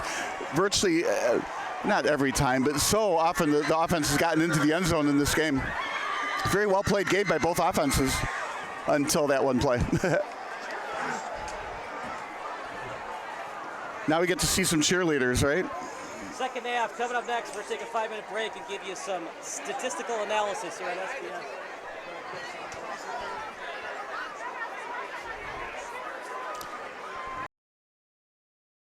The best things in life are sweet and free too, especially when they come from Chicago's own Sweet Amanda B's. Today, we're celebrating the iconic bakery's 20th birthday. Happy Look, a day over 10. birthday! The bakery began at home with the owners baking desserts for friends and family, and then in 2002, Sweet Mandy B's opened its first storefront. They're known for their old-fashioned desserts, and they were nice enough to send us a bunch of them. Look at these cupcakes. This is what I've had when I've gone there, is these delicious cupcakes. They look right? They're pretty. What do you guys have? Sugar cookie with frosting. I also recommend the molasses cookie. Oh, yes, my the best. goodness, it's That is so the good. best. Oh, I have Oreo frosted brownie. okay, and then I'm not sure what this is. It says Just dough it? just dough Oh, it. that's Look the at this. cookie Look at with this, you cookie guys. dough There's in something. the middle. Oh. Yeah, and I have a iced Rice Krispie treat that I'm not trading with anyone. You like Rice Krispies, huh? I do. That's I perfect. do. Look at this. I feel like you either love them or you hate them. Exactly. Yeah. No in between. All my kids' birthday Cute. cakes. This is where you get it Sweet from? Mandy B's for years and years. Yeah. Well, I tell you, we've been eating nonstop for today. Yeah, Oh, here we go. Stop now. Go tea. Let's see. Oh, how is it? Sugar rush. It's absolutely delicious. Team's gonna be ready for a nap I after think the show. so. We'll be right back. Wow, the newsroom's going to have fun today. Feeling bullied by your bank? You know there's a fee. That loan application looks complicated. Any help? Not really a math guy. I hope you enjoyed our new hold music. Last question, what high school did you go to? Lincoln South? Dude, we totally crushed you guys. At Wintrust, we take a different approach. Whether it's banking solutions, a new home, or financial planning, our local experts are ready to help. Wintrust, different approach, better results. What are you? I threw away my retainer again? My parents are gonna be so mad at me. Are you looking to replace your lost or broken retainer? Perhaps bank a free retainer for the future. Would you like to be part of something that guarantees you a new retainer and gives back to the community at the same time? If yes, then we have the perfect solution for you. Willow Lake Orthodontics is proud to offer their unique Retainers Make a Difference program. We offer our patients and families an opportunity to replace their retainers simply by putting in a little hard work and lending a helping hand at the local food pantry, the local farm, or a Glenview retirement community. Every patient that completes their volunteer hours earns a voucher for a free retainer. So instead of worrying about spending your savings for a new retainer, take advantage of this opportunity and call us now to get started. As both residents and business owners in Glenview, Willow Lake Orthodontics is excited that Remade is a win for our families and the community we live in. The best things in life are sweet and free too, especially when they come from Chicago's own Sweet Amanda B's. Today, we're celebrating the iconic bakery's 20th birthday. Happy Look, a day over 10. birthday! The bakery began at home with the owners baking desserts for friends and family, and then in 2002, Sweet Mandy B's opened its first storefront. They're known for their old-fashioned desserts, and they were nice enough to send us a bunch of them. Look at these cupcakes. This is what I've had when I've gone there, is these delicious cupcakes. They look right? beautiful. They're pretty. What do you guys have? Sugar cookie with frosting. I also recommend the molasses cookie. Oh, yes, my the best. goodness, it's That is so the good. best. Oh, I have Oreo frosted brownie. okay, and then I'm not sure what this is. It says Just dough it. just dough it. That's Look the at this. cookie Look at with this, you cookie guys. dough There's in something. the middle. Oh. Yeah, and I have a iced Rice Krispie treat that I'm not trading with anyone. You like Rice Krispies, huh? I do. That's Really? I do. Look at The I feel like you either 5-year-old love in them me or do. you hate them. Exactly. Yeah. No in between. All my kids' birthday Cute. cakes. This is where you get it Sweet from? Mandy B's for years and years. Yeah. Well, I tell you, we've been eating nonstop for today. Yeah, Oh, here we go. Stop now. Go tea. Let's see. Oh, how is it? Sugar rush. It's absolutely delicious. She's gonna be ready for a nap I after think the show. so. We'll be right back. Wow, the newsroom's going to have fun today.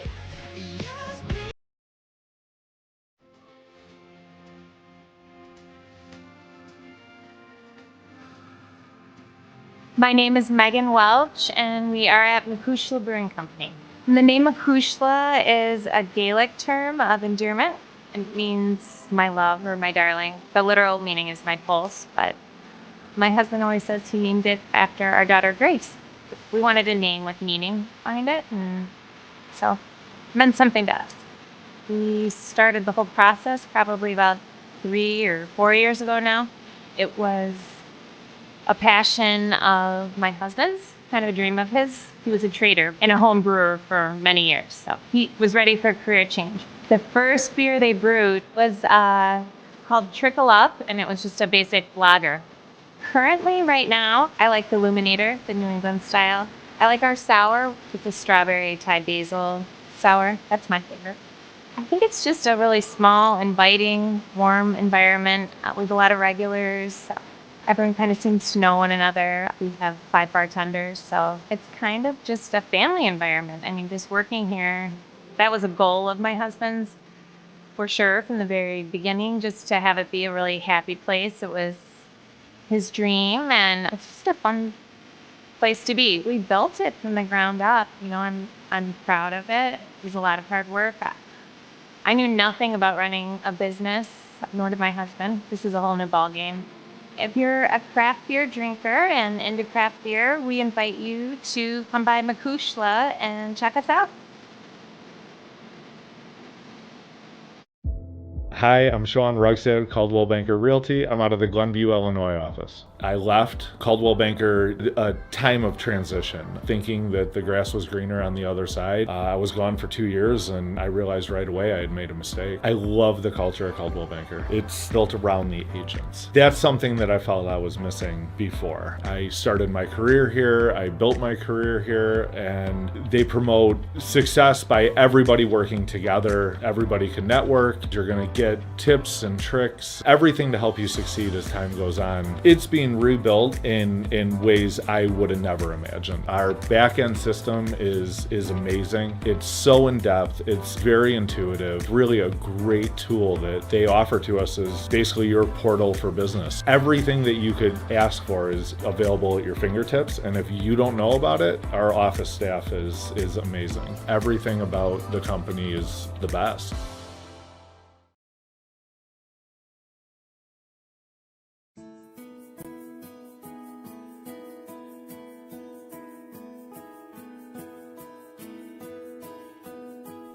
My name is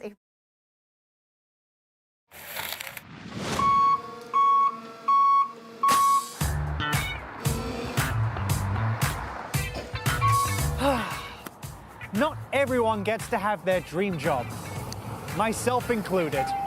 Yeah, some people are brewing delicious beer and serving fine food, like these group of guys in Glenview, who are basically living my best life. We're at 1090 Brewing. Gotta get out this nightmare.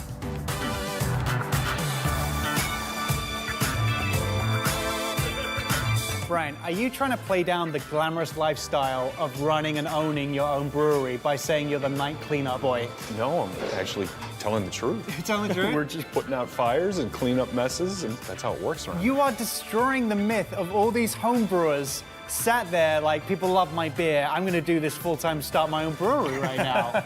They have fantastic beers. They know what they're doing. There's character to them. Every beer tastes unique. You know, we've always thought about flavor profiles in the food, and then we design a beer around it. And we like to incorporate our beer in virtually every dish. And their food is fantastic. Inventive. It's huge that we've got a really good brewery and restaurant here in Glenview. So what can we do today? A pork brat with veal marinated in our half-wit beer with drunken onions. Then we're gonna make some beer tachos. There's just nothing healthy in that dish at all. Amen and hallelujah. We are gonna prep our cheese sauce. Start grabbing some of the butter. Which one's the butter? Which one's the cheese? Which one's the butter? This is the butter. We're gonna get a nice golden brown color on that. Hard work, Raul. I'm definitely gonna deserve this beer. We're ready to party, clearly, because both of us are wearing our Canadian tuxedos. We're like doubling up on denim here. So what beer are we using here, We Raul? are using the Pilsner 1916. We are gonna reduce it a little bit. The best way to reduce beer is to drink it first. It's magical. It's laughing at me. I wish I could brush my teeth with it. Might change the name from Canadian tuxedo to Glenview tuxedo. Oh wow, yeah, that smell. Yep. When the root hits the beer, goodness. We got some sharp cheddar cheese. Would you wear a different Glenview tuxedo to go out on the town? Well, it will depend on the occasion. Friend's second wedding. Absolutely white. Show Yep. I'm with you. Yep. This would be like our Coles catalog. You can work in it and have fun as well. All right, so we finish it with some black pepper, ground black pepper. Just in time for the holidays. Get them for all your family. Clark, that's the gift that keeps on giving the whole year. And that's the beer cheese. We are gonna make some drunken onions, and then we're gonna braise some bread. And which beer are we using for this? Halfway. Same as me. The pen is getting deglazed, and That's what I'm gonna say next time I'm having a few too many beers. I'm gonna say I'm getting deglazed. Yep. My work here is done. Salute. This is my show. Salute. Don't ever do that again. All right.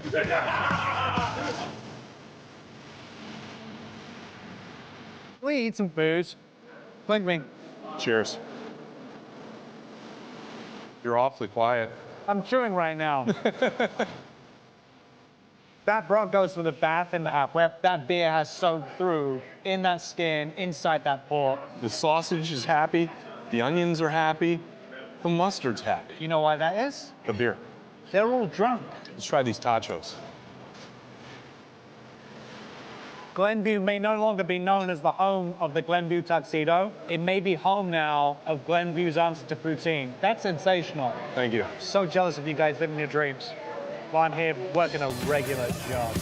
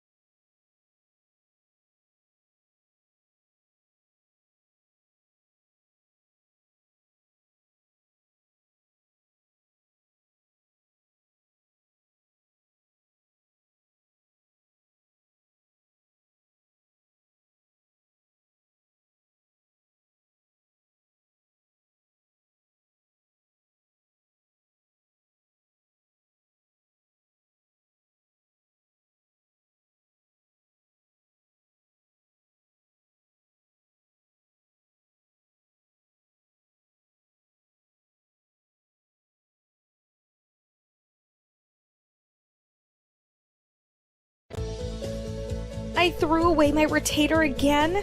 My parents are gonna be so mad at me. Are you looking to replace your lost or broken retainer? Perhaps bank a free retainer for the future. Would you like to be part of something that guarantees you a new retainer and gives back to the community at the same time? If yes, then we have the perfect solution for you. Willow Lake Orthodontics is proud to offer their unique Retainers Make a Difference program. We offer our patients and families an opportunity to replace their retainers simply by putting in a little hard work and lending a helping hand at the local food pantry, the local farm, or a Glenview retirement community.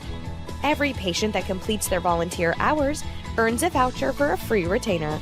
So instead of worrying about spending your savings for a new retainer, take advantage of this opportunity and call us now to get started. As both residents and business owners in Glenview, Willow Lake Orthodontics is excited that Remade is a win for our families and the community we live in.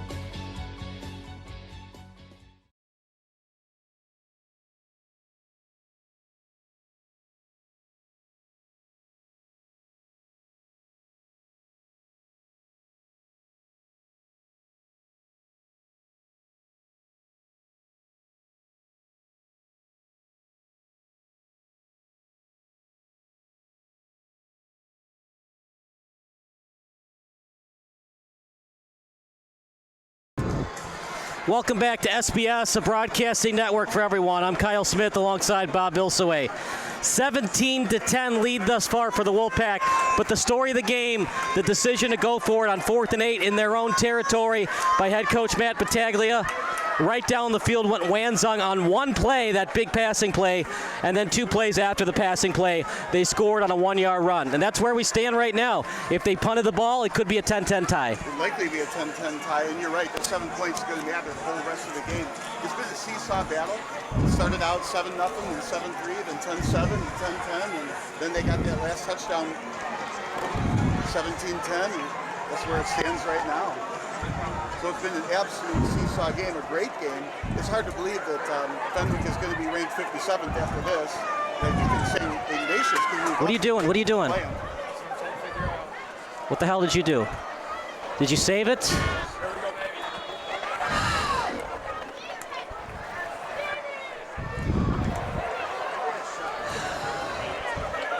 So we get the kick. Let's see if this goes in the end zone as well.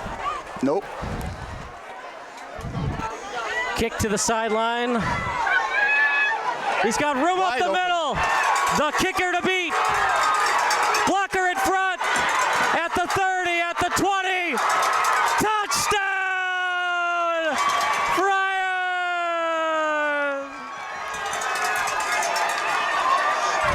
Miles Montgomery takes it to the distance. Got the touchdown back in one play. Now they just got to kick off and play defense, and it's a tie game. What a great run.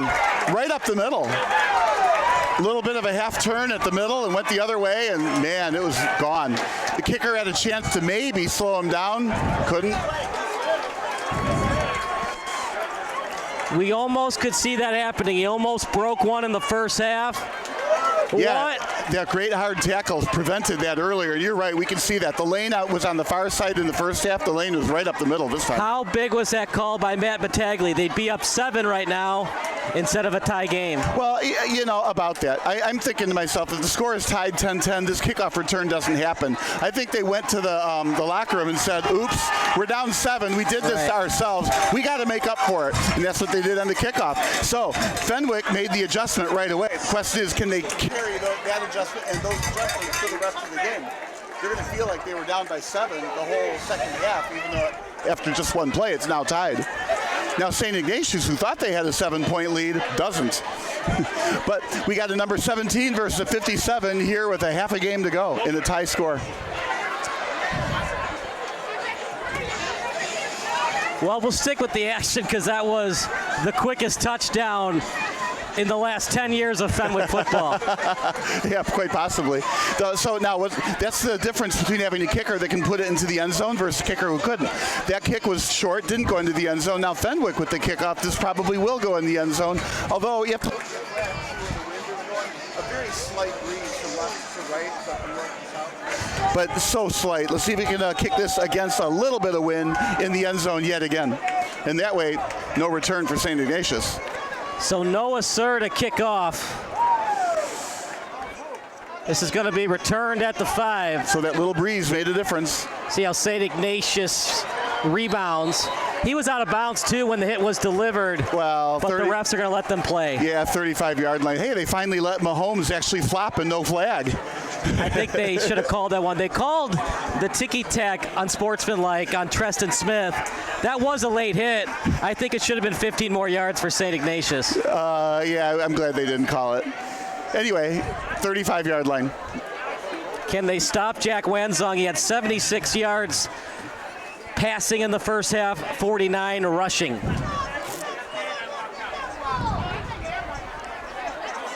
It's been the player of the game thus far, although that return by Miles Montgomery is a close second. Yeah, that was a good one. Fenwick would love to get a 3-and-out here and give their offense. Oh, yeah, that goes without saying, right? Now they got the dive up the middle and stop them. All he got was the 6 feet height that the player is when he fell forward. Patrick Troy on the handoff. They're going to spot it close to the 37. It's a second and a very long 8. But if you're St. Ignatius, you take it 4 or 5 yards at a time. You have those pellets fly and keep holding on to the ball, keep the crowd quiet. You can tell the crowd is still buzzing over here. The student section just to the left. St. Ignatius coaches right behind us. Wanzong, of course, taking the snap. 2nd and 8, 1 in motion. Wanzong keeps. And a late flag. Did they get the horse collar? Yeah, 2 flags went flying like simultaneously, almost like the refs are looking at each other. When one throws a flag, the other does too. I'll back you up. Whatever you call, I'll throw a flag too. I mean, if you both see the same offense, you got to call it. Face mask. So it's not hard to see that when you're down real close to the play. So yeah, usually when the quarterback falls awkwardly to the turf, it was probably because the other team cheated. Yeah, there's lots of ways to cheat, right? Horse collar, late hit, defenseless receiver, face mask. Remember the days of old football when they had the 1-bar face mask? How dangerous it was to commit a face mask as a defensive player. And of course, I was alive when they had the little, there's no face mask and they had the soft helmets. The leather necks? Yeah, of course, I'm kidding. 1st and 10 of the 46. Wanzong has got plenty of time. Down the middle to Hines at the 20, at the 10. Did he get in? He's going to be down at the 1-yard line yet again for another, dive play up the middle. Partner, you got to stay back if you're a safety for Fenwick. Just don't bite on the play action. Well, and that's it. That's St. Ignatius offense in a nutshell. The hammer up the middle, go RPO left, go RPO right, and it allows for wide receivers to be open, but they shouldn't be open deeper than the safeties, and that's the problem. Fenwick has to be like, no receivers are getting behind me. So this will be a run up the gut. Man, Jack Wanzong, he was great last year. He has a chance to be an all-state quarterback this year. Handoff, they made it. Half yard short. Oh, he's a touchdown. Yep. They made it. It was a late push. I thought he was short. Touchdown, Wolfpack. I cheated. I was looking at the referee, the line judges. I mean, they put their hands up in the air. Because it looked like he was at the half-yard line, but he got a late push. Yeah, it did look like that. That's why I looked at the line judges. I cheated. So they got their 7-point lead back. Fenwick needs another kickoff return. So it's just like at halftime, 7 points. So how close are we to a 21-21 tie here? No ties in high school and college ball. We play overtime until there's a winner. Snap is good, kick is good. 24-17, that did not take long for St. Ignatius to answer the opening kickoff of the second half. Right, 2 quick scores in 2 minutes and 1 second. So at that rate, I can't even do the math. Could be a 45-38 final score. Or just like St. Ignatius the other day when they hung 56 points on St. Louis University. You said a lot of those points were late. This was, a second half adjustment. I mean, never mind the Fenwick touchdown for now. St. Ignatius made the correct adjustments at halftime to go right back downfield very, very quickly. Can Montgomery do it again? No, I'll put my money on he's not going to do it again. He got close to that first half, if not for that tackle. Well, and after that, why would you kick it to him? There are two backs back there. Kick it to the other one. Devin Hester did it twice in a game. Yeah, same thing. Why would you do that? It sounds like a stubborn coach. Yo, Hester, he got a touchdown that time. Well, he's not going to get another one. Not against us. So kick it the other way. But he's with the wind. You know, that little breeze we spoke about, he's with the wind. If he could just get it into the end zone. Well, Fenwick trying to pick up their head coach for that interesting play call in the first half. Montgomery did it on the kickoff, and he'll get it again. Near the 10. He's got space up the middle. Montgomery's still on his feet to the 41. Bob, you were right. He's electric. He's electric. That's a nice kickoff return. What I like, there is shades of Hester, right? He gets the ball and he gets the top speed instantly, and he just goes through the gaps at top speed. Man, that's why they do the kickoffs in the NFL like they do now, because you're going top speed through those gaps, and the linebacker comes at you at 250 pounds and 20 miles an hour. I can see why they have changed kickoff rules in the NFL, but that was a great return. If you can tackle Hester, good luck in the open field with that 4-5 speed. Once he gets through that hole, you can't catch him. Couldn't catch Montgomery either. Fakes the screen pass. Williams runs up the middle. First down. Yeah, that just late hit. That wasn't just a fake screen. It was well covered. If he had thrown that ball, it would have been a pick six. I don't like that call. They missed the one on the sideline against Ignatius, and they're going to call that one. It was a late hit. He did get hit as he was going into his slide, but you got to be consistent with the late hit calls. Well, I'm not going to second guess the referees here, but I think that late hit that you spoke about out of bounds, I wouldn't have called it, and this one either. I wouldn't have called it. He was in his slide. The defender he almost like slid right under him, like he slid into second base for the tag. Right. I mean, you can't expect the defender to avoid you, but whatever. It was a great run by Williams, and it's very smart to tuck the ball and run. Handoff up the middle. If you're wondering why they're not giving it to Montgomery, he's a little bit smaller than Morgan, but the way he's playing right now on those returns, you'd like to get him out in space, either jet sweeps or a screen pass. See what he can do in space and in the open field. You absolutely got to find ways to give him the ball for sure. 3 wide receivers, 1 in the backfield. Hand off to Morgan.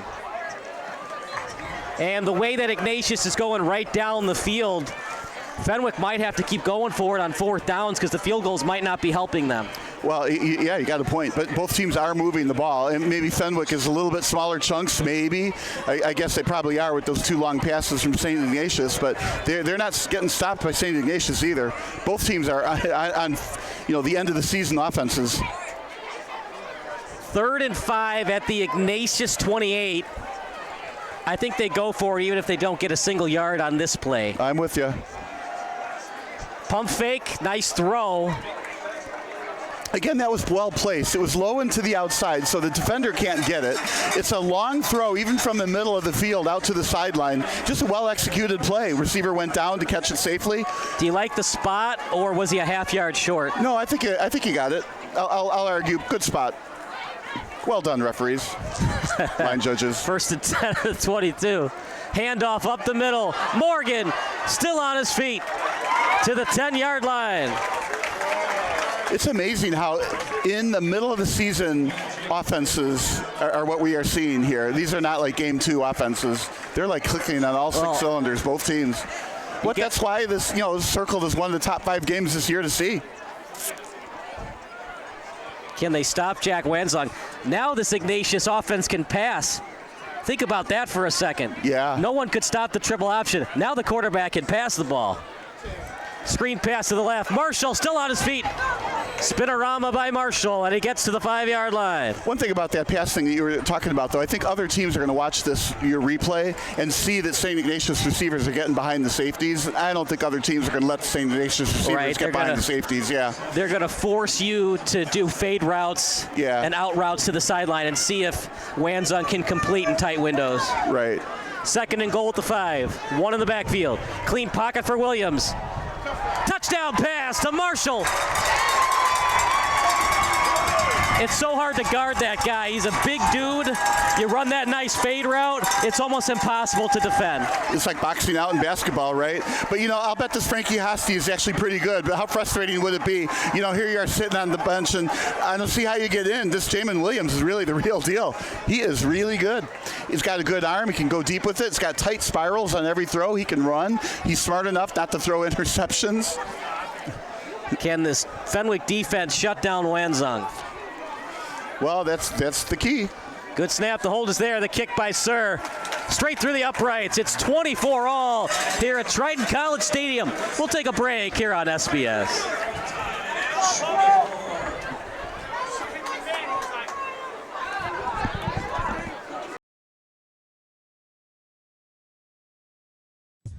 Are you looking for some good food after a Fenwick football game? Then head on over to O'Sullivan's Public House.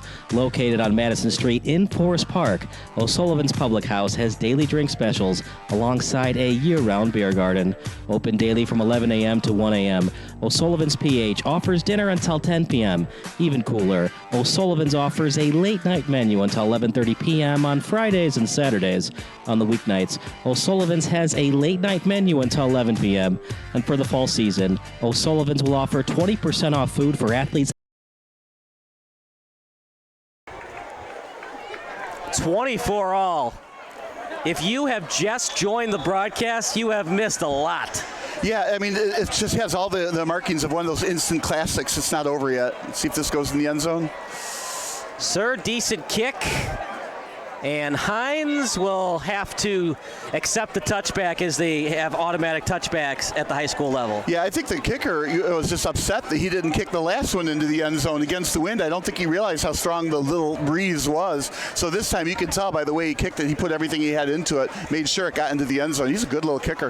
If there's a knock on him, and I'm being nitpicky, I'd like to see him on his extra points and field goal attempts get the lift under the ball quicker so it's not as low of a kick, then he can't get blocked by some tall lineman who's jumping up and down. Partner, how does Fenwick not fall for the double moves by Mundo and Liam Hines? I don't know that those were even double moves. They just flat out ran fly patterns and got behind the defense.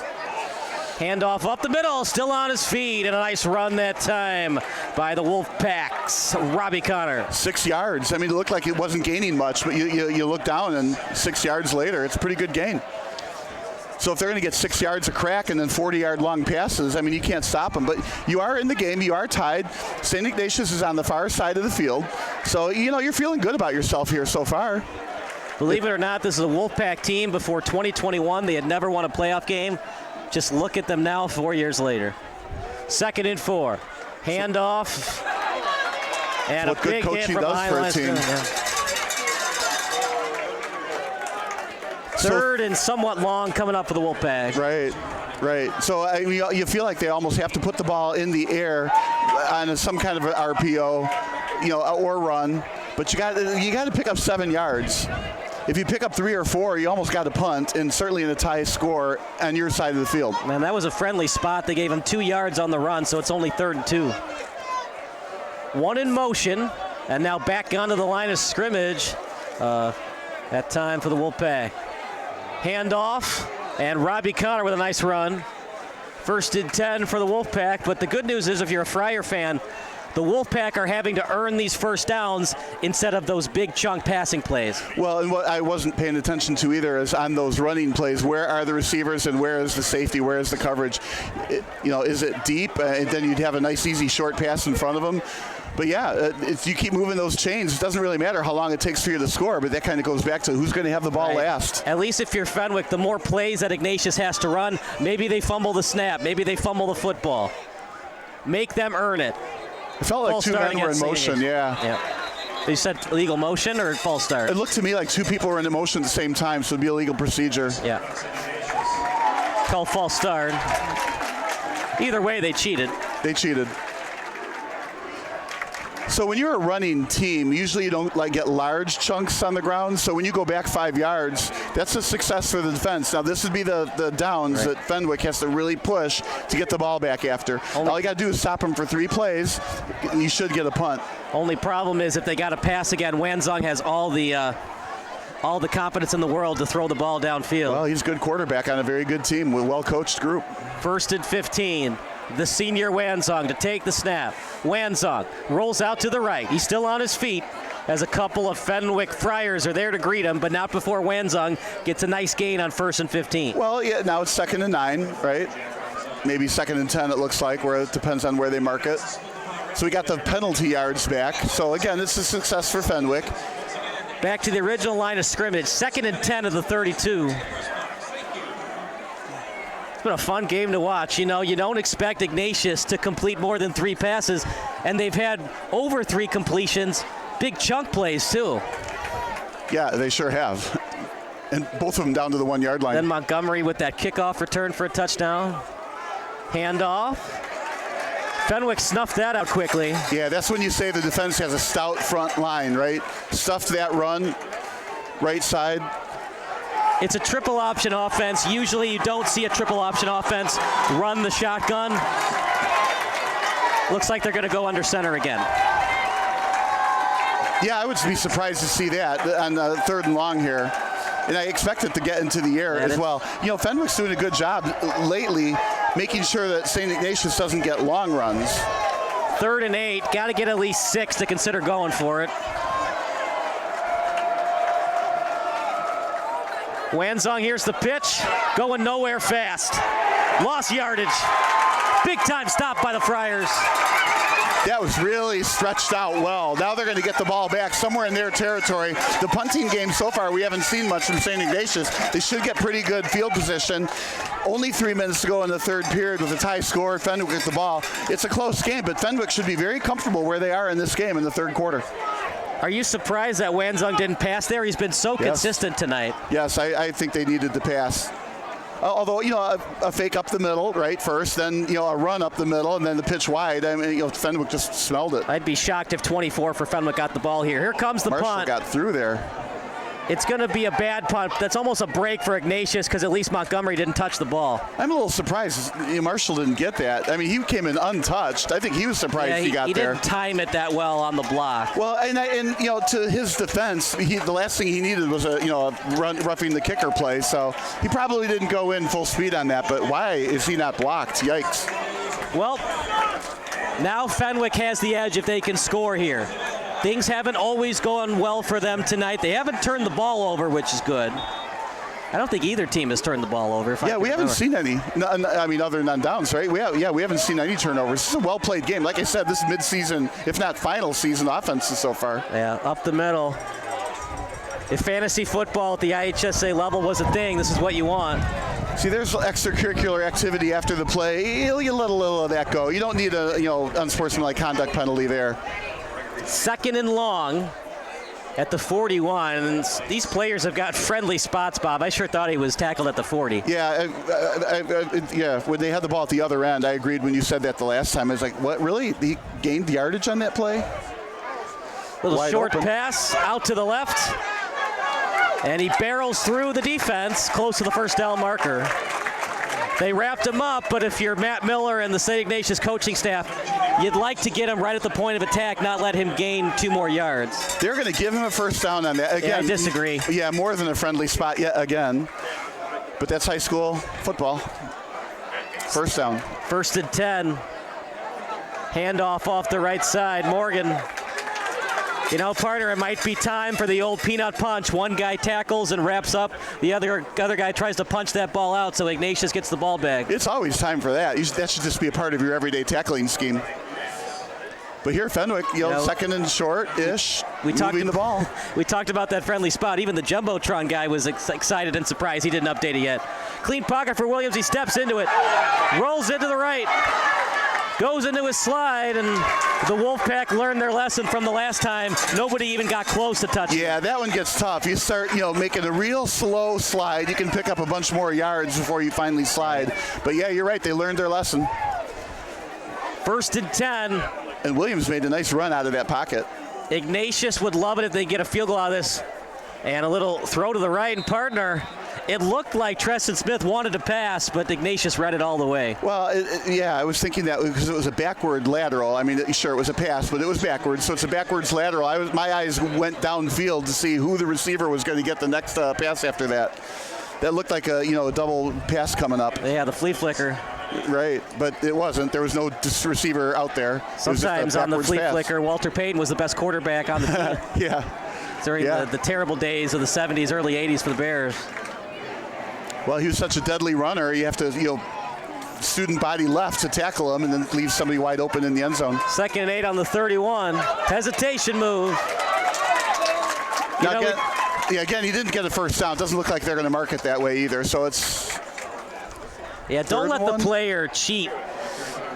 He'll try to spot the ball 1 more yard after he was tackled. Just look where the knee was down. I like this quick huddle. 10, and he got it. Morgan on the run. Right, but I like that they snapped it quickly. Defense really wasn't ready. If you're Ignatius, try your best to keep him out of the end zone. A field goal is kind of a win for Ignatius. At this point, correct, yeah, especially with the kicking game that Fenwick has. They are absolutely, in my view, at least within field goal range. What would it be, a 37-yarder at this point? Yeah, they're 23, so 38-yarder. 4 wide receiver set. Williams, handoff on the left side. With blockers in front, Morgan bouncing off a tackle. Boy, inside the 15. That was a great run. He's a load. He's hard to bring down. We've seen that a few times. He gets some momentum. He drags people with him. A Chris Berman special at the running back position. Rumbling, bumbling, stumbling. Yeah. I think we just ended the quarter, and so we were tied at half. Well, almost tied at half, not quite, right? And then here we are tied again. Yeah, they outscored Ignatius in this third quarter, 14-7. Yeah. We'll take a quick break. It's all 24s here at SBS, the broadcasting network for everyone.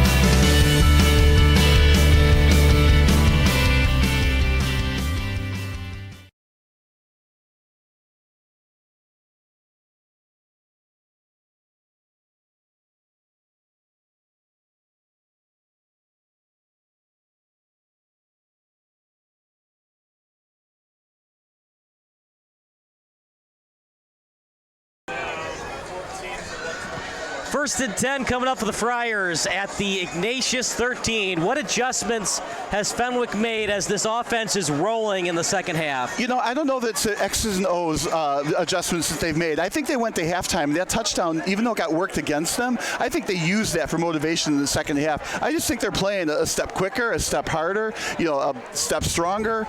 I think it's all about the internal heart. That's the adjustments I've seen. Pass to the right. He was drilled, was Williams. Now he goes to the left. He's got blockers in front. Smith goes to the other sideline.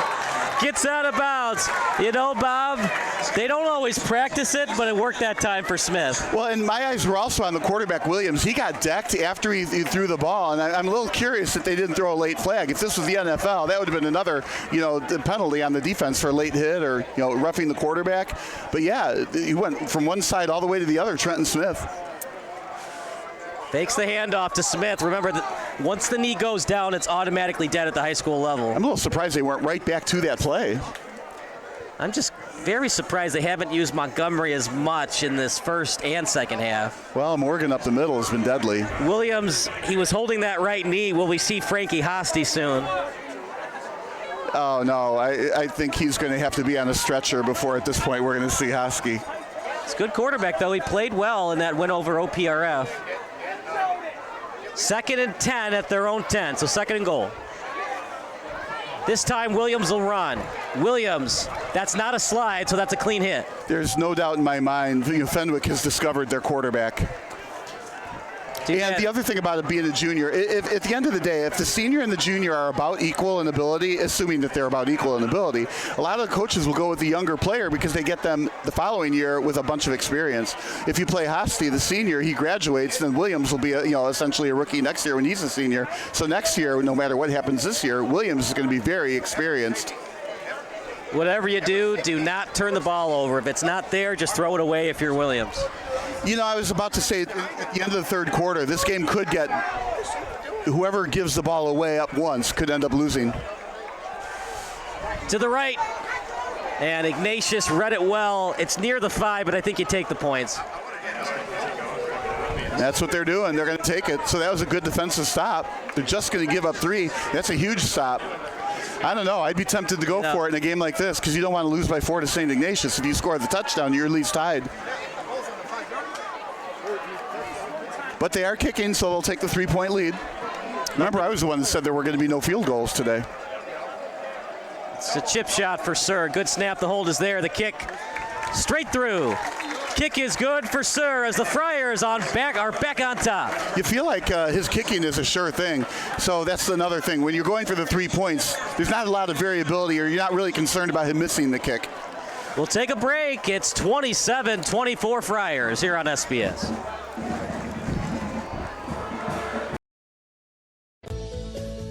I threw away my retainer again? My parents are going to be so mad at me. Are you looking to replace your lost or broken retainer? Perhaps bank a free retainer for the future. Would you like to be part of something that guarantees you a new retainer and gives back to the community at the same time? If yes, then we have the perfect solution for you. Willow Lake Orthodontics is proud to offer their unique Retainers Make a Difference program. We offer our patients and families an opportunity to replace their retainers simply by putting in a little hard work and lending a helping hand at the local food pantry.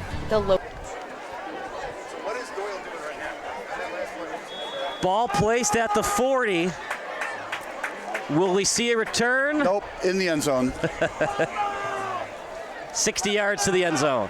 Line drive kick. It'll get to the end zone.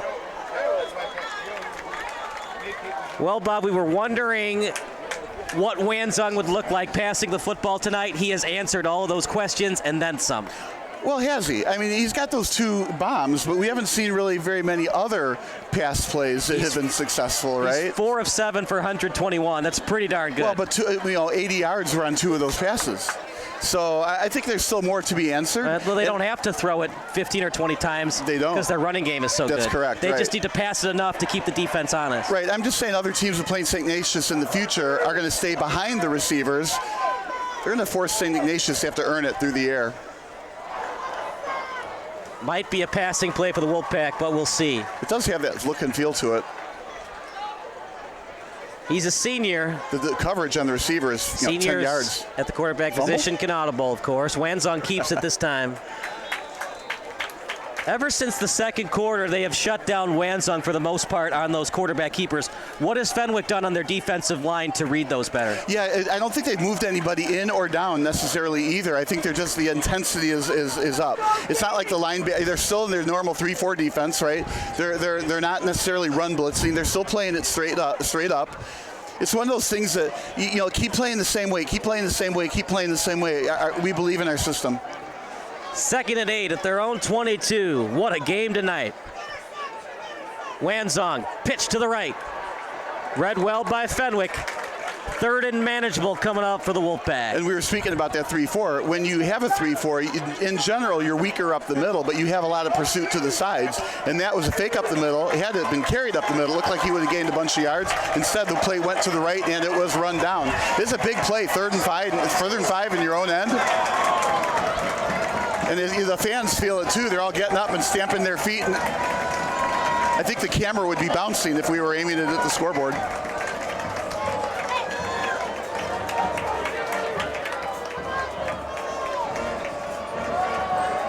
Third and 5 at their own 25. Looking at the wristband is Wanzong. Will he call a audible here? Yeah, maybe they went deep into their plays. Fakes the pitch. He's got time. Rolls outside the pocket. Wanzong.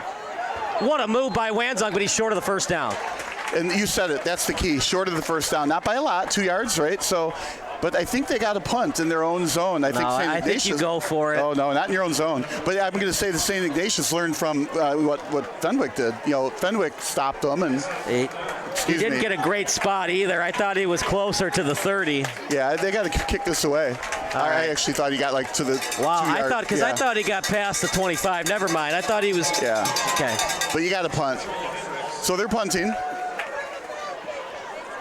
4th and 8. Fenwick with the ball and the lead. That's going to be dangerous. And we are in the 4th quarter, so if Fenwick can hold the ball for a while, it's going to make it real tough for St. Ignatius, obviously, especially if they score. A touchdown might put it away for Fenwick.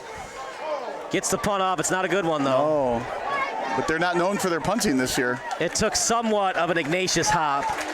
So they can eat 7 minutes and 53 seconds, right, or score a touchdown and pretty much ice the game. Right.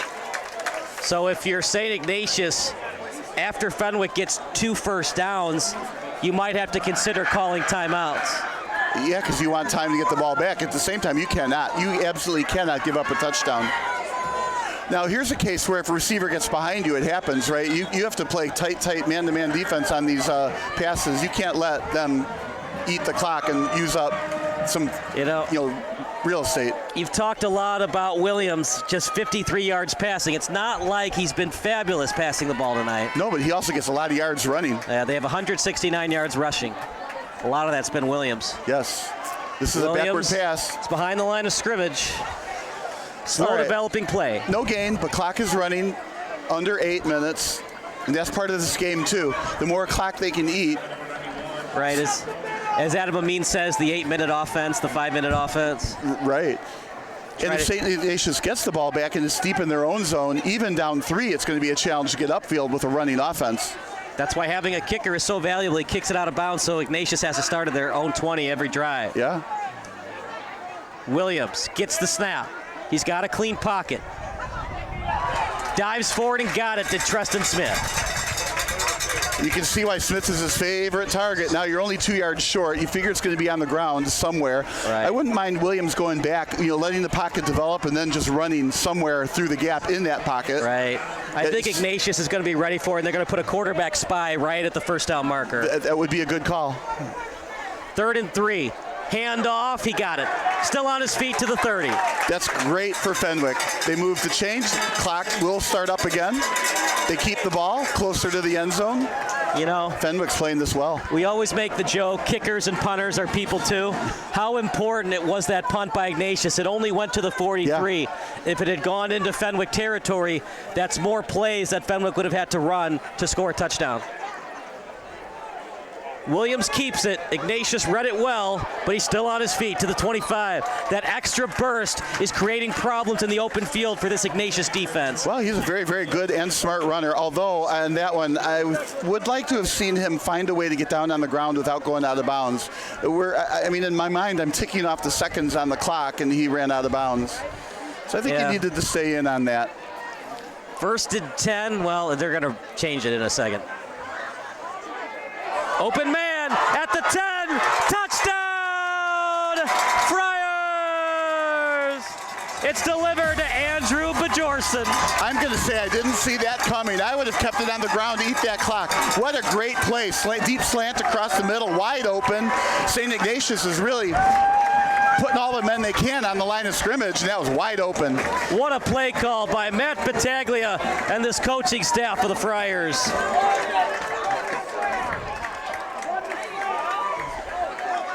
Good snap. The hold is there. The kick. Straight through the uprights. Friars lead by 10 here on SBS. I think it's safe to say that Fenwick is going to move up from the 57 spot. We'll take a break. We still got more football to play, though, here on SBS, the broadcasting network for everyone.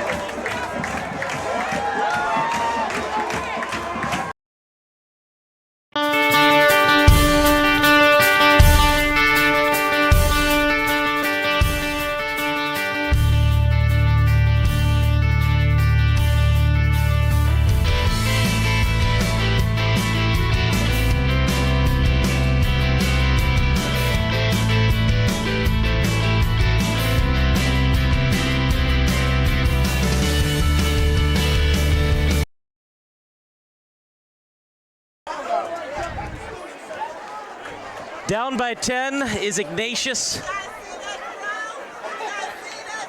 Got to buckle down and find ways to put points on the board. Well, the question right now is St. Ignatius cooked? They're down by 10 with a running offense. Only 6 minutes to go against a very strong, relatively stingy Fenwick team.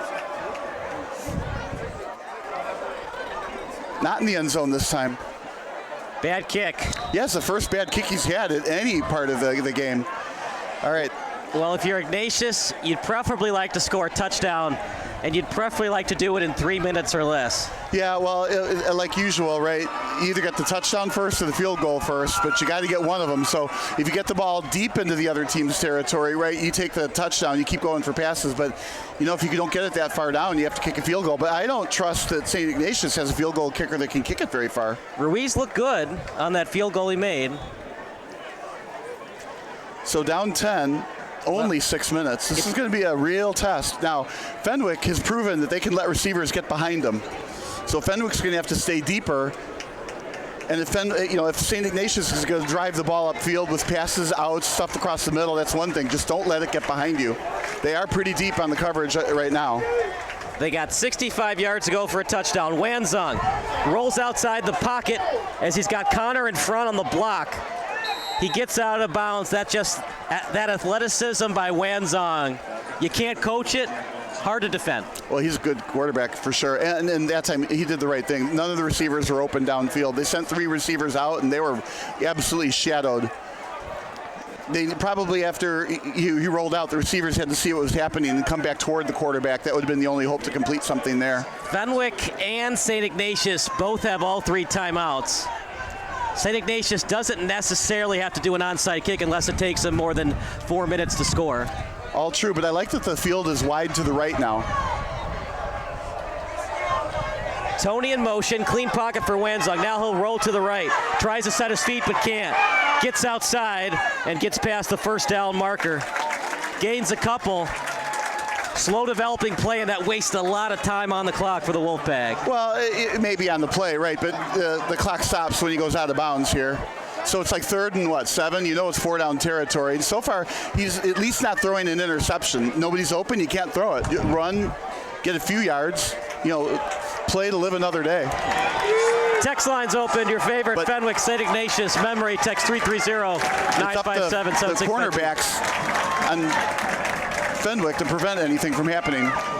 Pitch play, going nowhere fast. Fell on his own guy, but it didn't really matter, Bob. He was going to get tackled nonetheless. Yeah, again, Fenwick stretched it out wonderfully. Now, I do like the run to the left on that play because that, again, frees up the right side of the field. So even though it didn't go for enough yards, at least they have a rollout right play that they can run. Now, if I'm Fenwick, if you're going to use somebody to go across the line, one of the linebackers, left side linebacker would be a good move.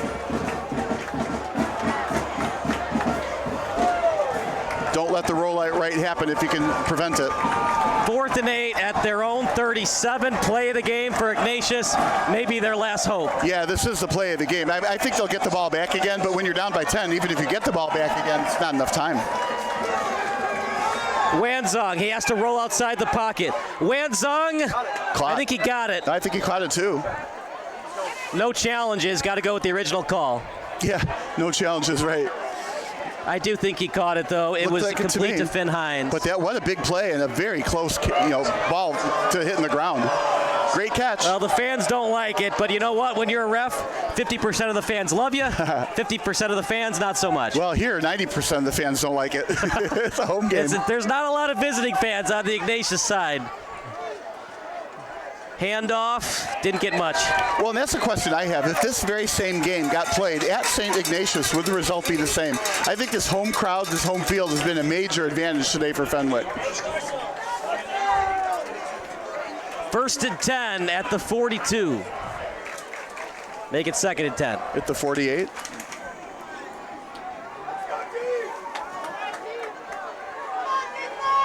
Clock continuing to dwindle for St. Ignatius. Boom. Wanzong, what a throw.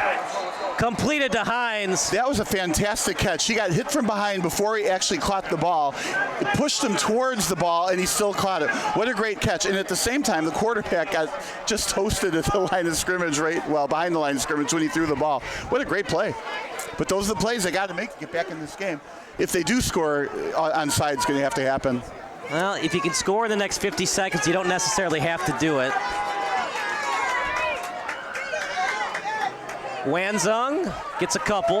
Yeah, I don't think I would have run the ball. The seconds on the clock are too precious. I think you got to go 100% in the air here. Yeah. I mean, you can run the ball. You got to do no huddle, but the triple option isn't really a no huddle friendly offense. That's exactly right. And I think at this point in time, you got to get the ball deeper. And if you're wondering why Ignatius isn't running shotgun, well, if you don't run it in practice that much, why would you feel confident running it in a game? Wanzong to the right, pass. Oh, going to be a late hit out of bounds.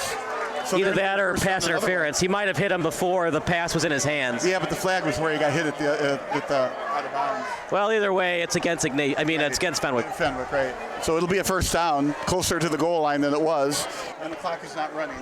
It's kind of like when you foul somebody in basketball. They go to the free throw line to get the points, but no clock is running. Yeah, that's the good thing about passing the ball. If you get the first down, it stops the clock. If you complete the ball out of bounds, it also stops the clock. A lot of better things when you pass the ball when you're down by points versus running the ball. Yeah, everybody's on a knee there, so somebody got hurt. Now they finally got up. He'll be out for, and he took his helmet off. You're not supposed to do that. Well, he had to take his helmet off to say a prayer. Yeah, you're supposed to, well, yeah, you're not supposed to do that for safety's sake. I think the referee might be talking to him about that. Anyway, the ball's moving up. What yard line they're going to put it at? Because when you take your helmet off, you're telling the ref that you're injured and you have to leave the field. Well, somebody was injured. It just wasn't him. If you're an Ignatius fan, you'd love to score on this play. That means you might not have to do the onside kick.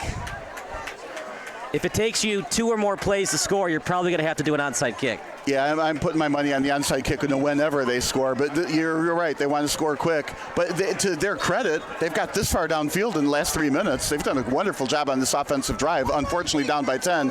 And you can tell Fenwick is not playing to prevent defense. Need 13 yards to score. 1st and 10 at the Fenwick 13. Handoff up the middle, gets a couple. That wastes so much time, though, Bob. That's exactly right. I would not be doing that. I mean, if you want to, play action, fake up the middle, fine. Roll out wide again, fine. But expecting to gain those yards up the middle, it's tough against Fenwick's 3-4 defense. And I'm surprised because Wanzong is 6 of 10 for 156 yards. He's been very effective throwing the ball. Wanzong, this time he'll pass. He's got the protection. Wanzong rolling to his left, still on his feet, and he'll have to throw it away. There was incomplete. Interesting. I think it was fumbled from behind. I don't know. We'd have to look at that in replay. No, I think the hand was moving forward. It's an incomplete pass, but the good news is if you're an Ignatius fan, it stops the clock. Yeah, it does. 2:12 to go. Just like you said, they needed to score quicker to avoid the onside kick. But I think, it's still going to be an exciting finish no matter what happens. You don't necessarily have to do the onside kick because you do have all 3 timeouts, but I think you're going to do it. Yeah, I do too.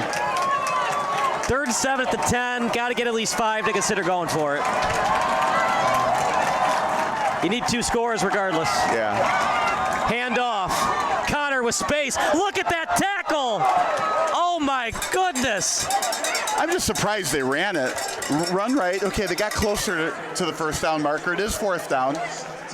I'm very surprised that Matt Miller did not call a timeout there.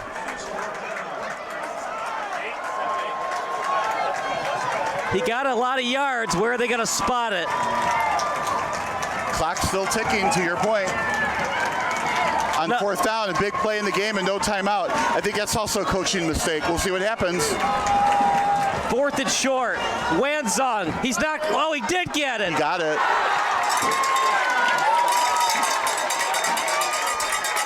It's going to be a close mark, though. My goodness, what a run by Wanzong. No, he didn't make it. He didn't get it, and I'm shocked by it, Bob, because they've been so friendly with the spots all night, and the time when Ignatius needs it the most, and you don't give him the friendly spot. I couldn't agree with you more. I actually thought it was a first down. Now, the referee is on top of it. He's staring at it. See where they spotted, he's a yard short. Yeah, they're bringing out the chains to prove it. Now, I don't know if the mark was accurate or not, but like you said, anytime the ball got near the first down marker, it was always favorably marked. There it goes. It's officially Fenwick with the stop. They don't have to do anything on offense here. Got a minute 59. Probably just sit on the ball a couple of times, even though they're at the 3-yard line, and it's over. Right. Although they have 3 timeouts. Yeah. Yeah, I think they'll use them. But if I'm Fenwick, I'm not going anywhere with this. I'm running I would run it 3 times. Yeah. If Ignatius calls all 3 timeouts, I'm still up by 10. I'll live with it. Right. I'm right there with you. I am not going to pass the ball with my quarterback in his own end zone and it get picked off and go the other way for a pick 6. Right. Well, let's play that out, though. They're 3 yards, and they're at the 13-yard line, and 3 timeouts go by. They'll still have about a minute and a half. So St. Ignatius might yet still get the ball back one more time. I don't understand, if you're giving players the friendly spot all game, why Wanzong wouldn't get the friendly spot that time. Yeah, unfortunately, they were at this angle, right? So it's real hard for us to tell. Yeah, he could have been short. I'm not. It probably was. And he did look like he started to get tackled behind the line, and he did a great job dragging the defenders with him to get close to that first down. But Fenwick knew right away it was short. They're at their own 3. Obviously, a first down wins the game. I think that's what they'll try to do, but they'll do it on the ground. They haven't run it under center all game. If they run shotgun here and it's a bad sap, just take the safety. Yeah, do not play around with the ball in your own end zone. Yeah, that won't hurt him much. Gets out of trouble near the 5. Ignatius will have to call their first timeout. You can feel the stands shaking. It's a big rivalry. Yeah, well, the student body is, like you said, just to our left. They're jumping up and down for this one. You know, it's the old adage, it's the hindsight thinking, well, why would Matt Miller kick the field goal there? You're down by 10. You got to get 2 scores anyways. It's a confidence thing, right? You want to score the touchdown, give your offense more confidence, and give your onside kicking game maybe more confidence when you're down 3 versus being down 7. Gosh, I mean, I hear you, but I don't think it has anything to do with confidence. I think they're close to the end zone. They wanted to get 7, knowing the onside kick later, they can get the ball, not quite all the way downfield and then kick the field goal. But right, I understand them going for the touchdown there. It's harder to score the touchdown in theory than to get the field goal. Well, and they were only 5 yards away from the score to get the touchdown. If they do kick it onside, they're going to get the ball lucky if they're lucky at midfield, and then they're going to have to get into field goal. They're going to get into a touchdown from that. It's easier to get a touchdown from 5 yards out than 50.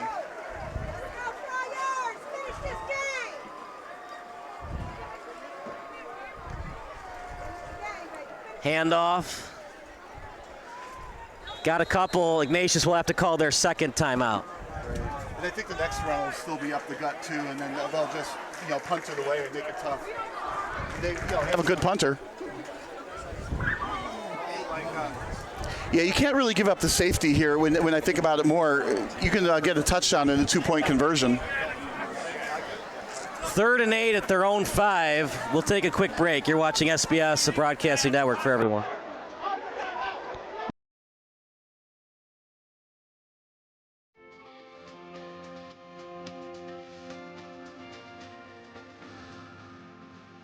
My name is Megan Welch, and we are at Macushla Brewing Company. And the name Macushla is a Gaelic term of endearment.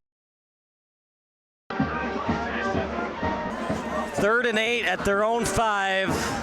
Well, that was a quick break.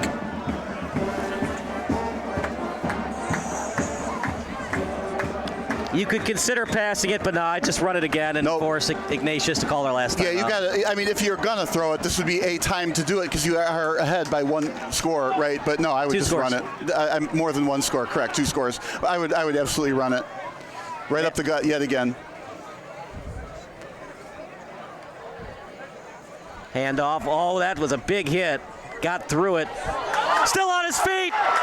First down. That'll end the game. Fenwick wins. But you know why that happened? They were going for the ball, not the player, and the player just held on to the ball and ran through all that. So arm tackling and tackling the ball and punching it out didn't work. I'm surprised by that because if you go for the player, you call your last timeout. Nothing is guaranteed in punting in high school.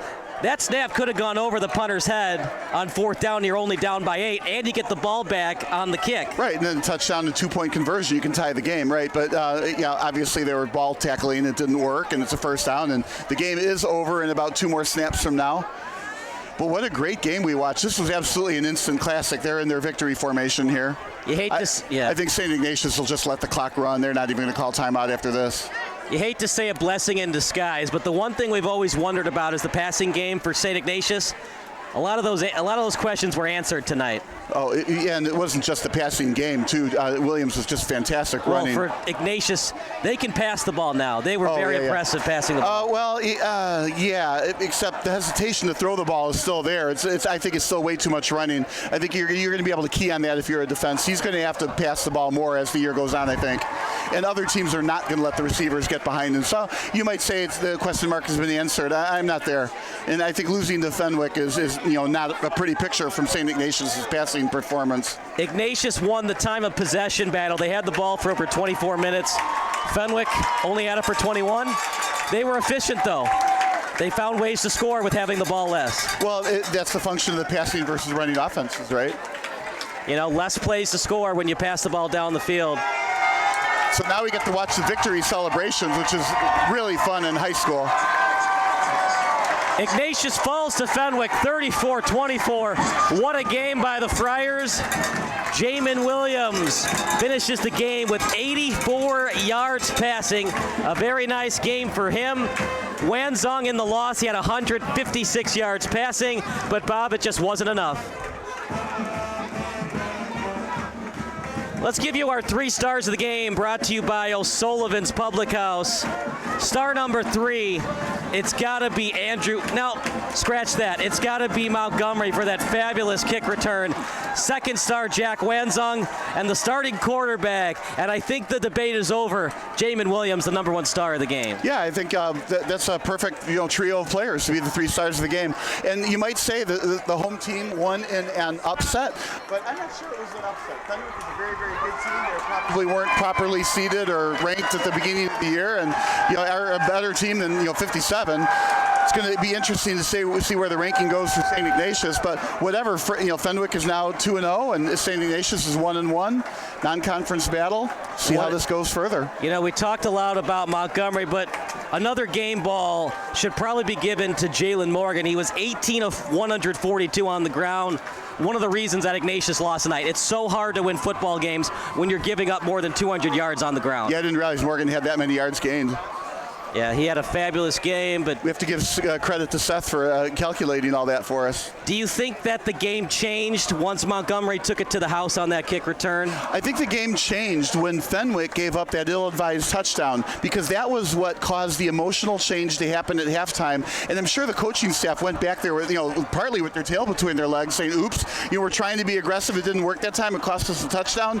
We have to make up for that in the whole second half." And that's what happened. I don't think it was the X's and the O's that changed. It was the emotion. It was the heart. It was the drive. Fenwick wanted to win, and they showed it. And I'd like to see if this game was played at St. Ignatius, if the same outcome would have occurred. The home crowd was absolutely a 12th man on the field. Cliche, but they were a 12th man on the field today. So for our excellent crew, for Kyle Anderson, Seth Humanek, Arush Kathiri, Bob Vilsaway, I'm Kyle Smith. That does it for our play-by-play broadcast. The post-game show brought to you by O'Sullivan's Public House coming up next.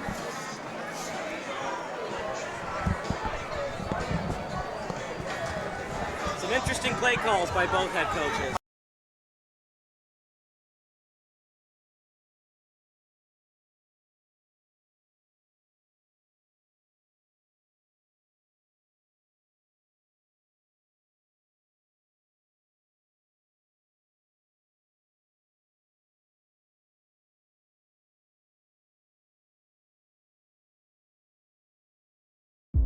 Hi, I'm Sean Rugstead, Caldwell Banker Realty. I'm out of the Glenview, Illinois office. I left Caldwell Banker a time of transition, thinking that the grass was greener on the other side. I was gone for 2 years, and I realized right away I had made a mistake. I love the culture of Caldwell Banker. It's built around the agents. That's something that I felt I was missing before. I started my career here, I built my career here, and they promote success by everybody working together. Everybody can network. You're going to get tips and tricks, everything to help you succeed as time goes on. It's being rebuilt in ways I would have never imagined. Our back-end system is amazing. It's so in-depth, it's very intuitive, really a great tool that they offer to us as basically your portal for business. Everything that you could ask for is available at your fingertips, and if you don't know about it, our office staff is amazing. Everything about the company is the best.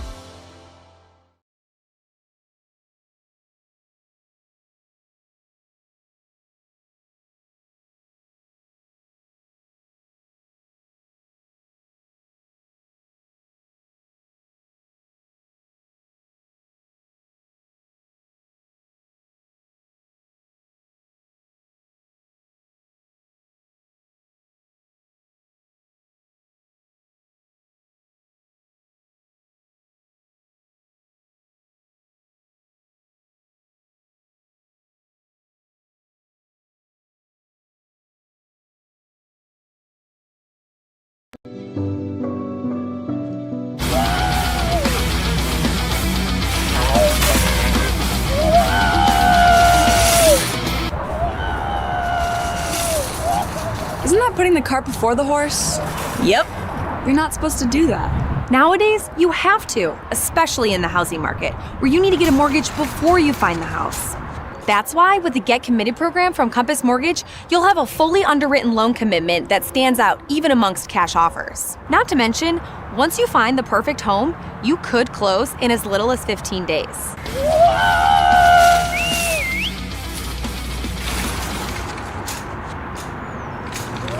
Hey, you can lead a horse to water, but you can't make him drink. You're pretty big on horse metaphors, huh? Nay.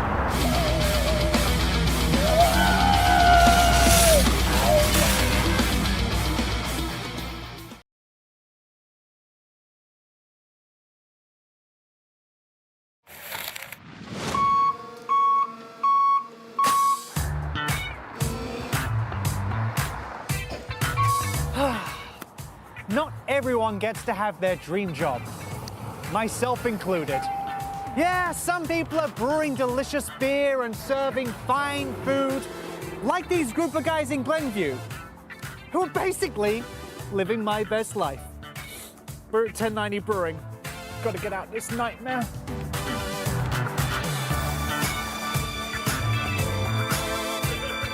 Brian, are you trying to play down the glamorous lifestyle of running and owning your own brewery by saying you're the night cleanup boy? No, I'm actually telling the truth. You're telling the truth? We're just putting out fires and cleaning up messes, and that's how it works around. You are destroying the myth of all these home brewers sat there like, people love my beer, I'm gonna do this full-time, start my own brewery right now.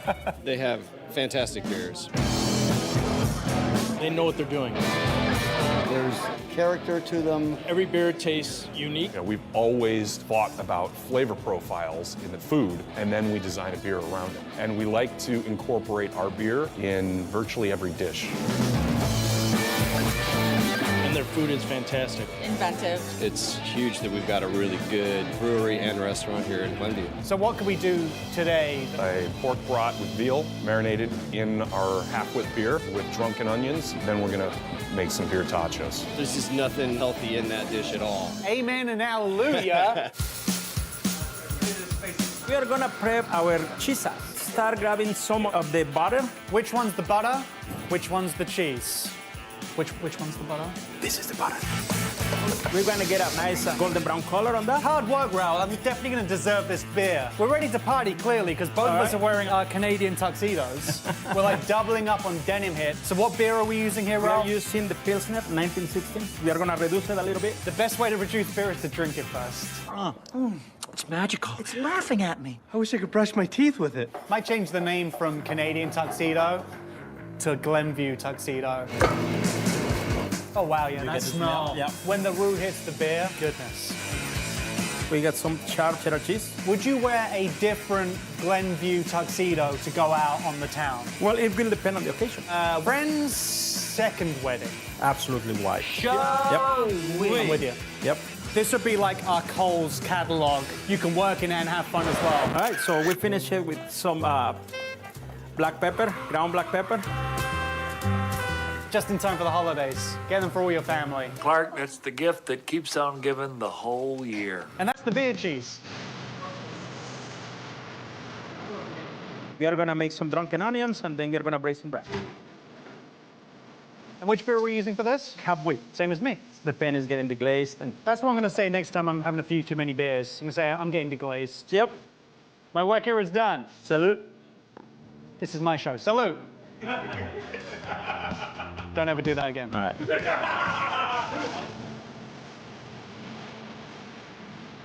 We eat some food. Blink me. Cheers. You're awfully quiet. I'm chewing right now. That Broncos for the bath and. So these things in life are sweet and free too, especially when they come from Chicago's own Sweet Amanda B's. Today, we're celebrating the iconic bakery's 20th birthday.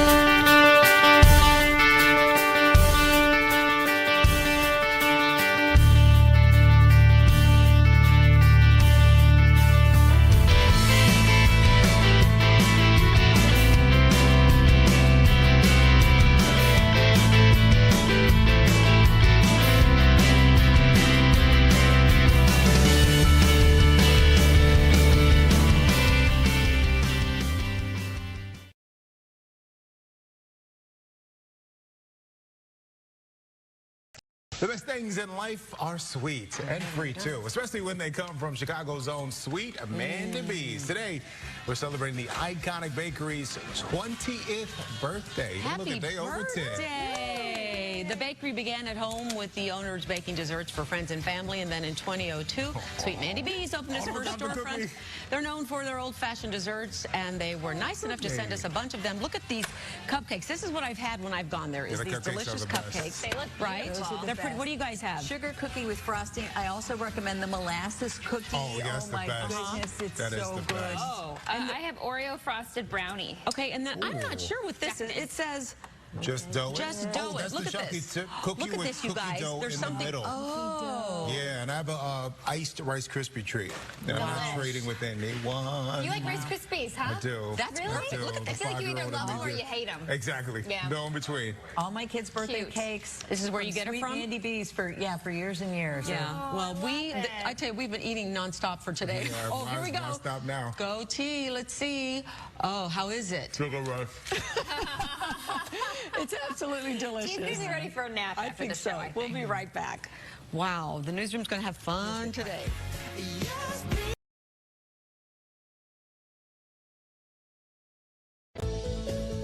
I threw away my retainer again? My parents are gonna be so mad at me.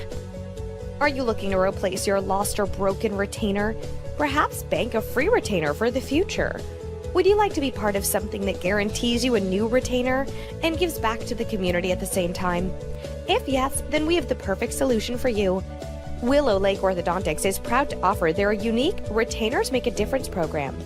We offer our patients and families an opportunity to replace their retainers simply by putting in a little hard work and lending a helping hand at the local food pantry, the local farm, or a Glenview retirement community. Every patient that completes their volunteer hours earns a voucher for a free retainer. So instead of worrying about spending your savings for a new retainer, take advantage of this opportunity and call us now to get started. As both residents and business owners in Glenview, Willow Lake Orthodontics is excited that Remade is a win for our families and the community we live in.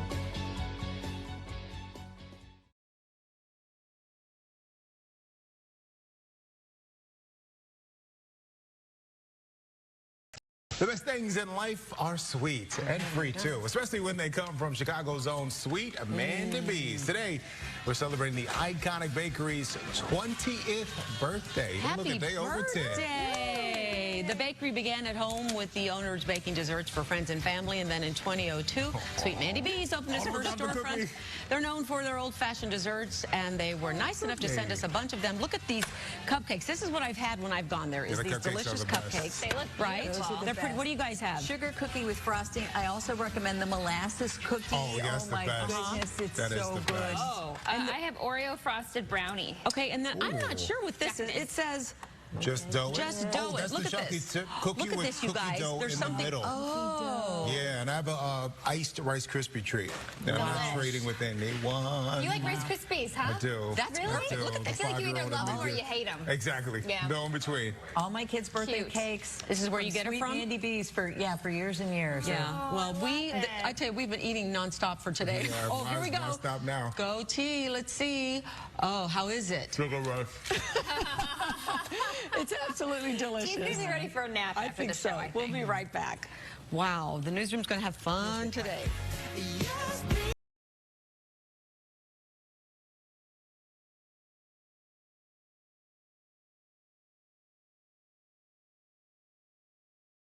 Ever since I was a little kid, I've been interested in the ideas of justice and fairness and equality. That's why I became a lawyer. I have the opportunity to advance these ideals.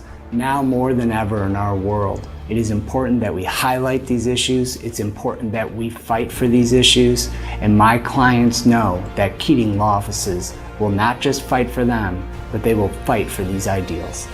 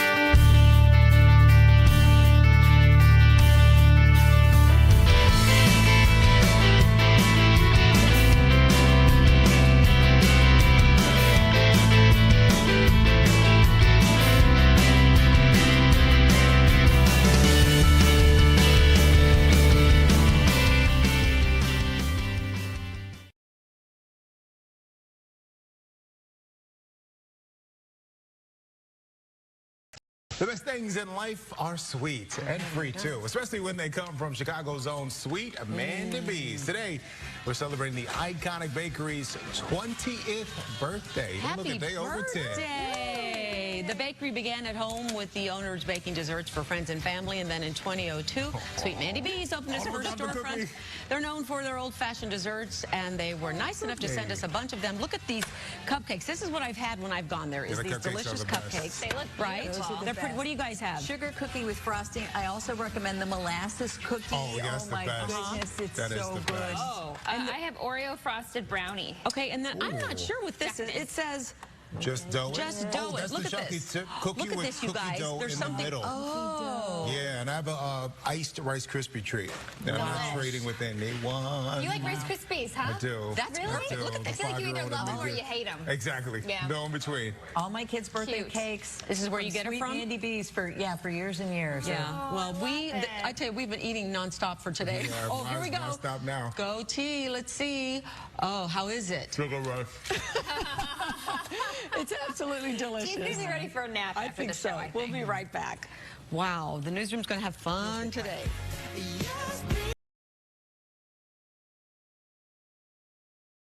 Feeling bullied by your bank? You know there's a fee.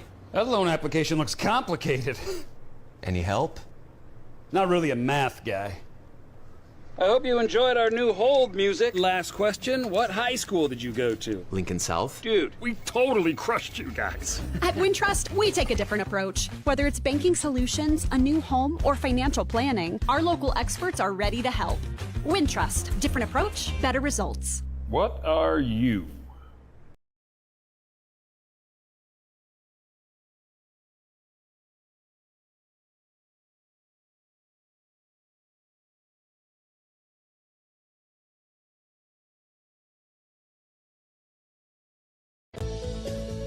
I threw away my retainer again?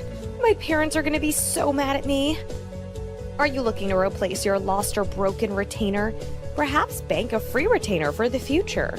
Would you like to be part of something that guarantees you a new retainer and gives back to the community at the same time? If yes, then we have the perfect solution for you. Willow Lake Orthodontics is proud to offer their unique Retainers Make a Difference program. We offer our patients and families an opportunity to replace their retainers simply by putting in a little hard work and lending a helping hand at the local food pantry, the local farm, or a Glenview retirement community. Every patient that completes their volunteer hours earns a voucher for a free retainer. So instead of worrying about spending your savings for a new retainer, take advantage of this opportunity and call us now to get started. As both residents and business owners in Glenview, Willow Lake Orthodontics is excited that Remade is a win for our families and the community we live in.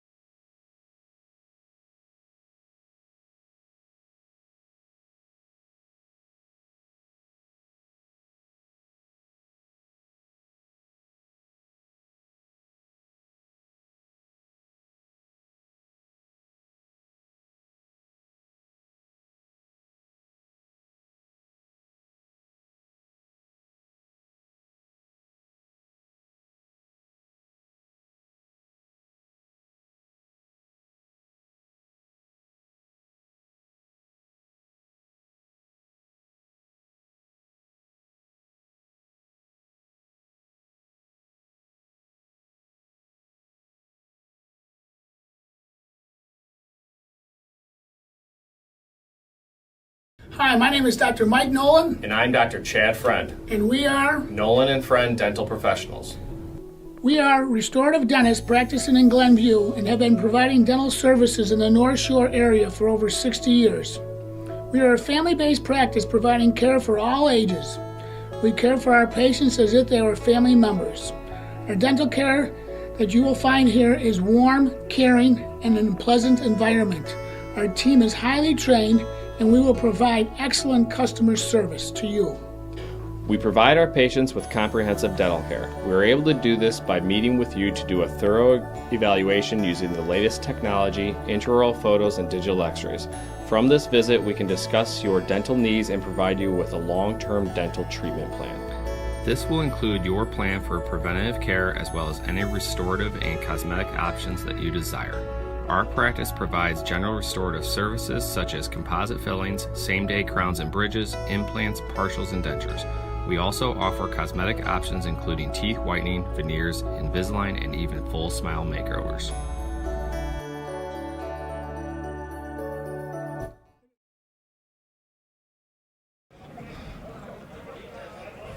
Welcome to the post-game show, brought to you by O'Sullivan's Public House. I'm Kyle Smith, along with the SBS player of the game, the quarterback for Fenwick, Jamin Williams. 3 touchdown passes as Fenwick beats their rival 34-24 at home at Triton College Stadium.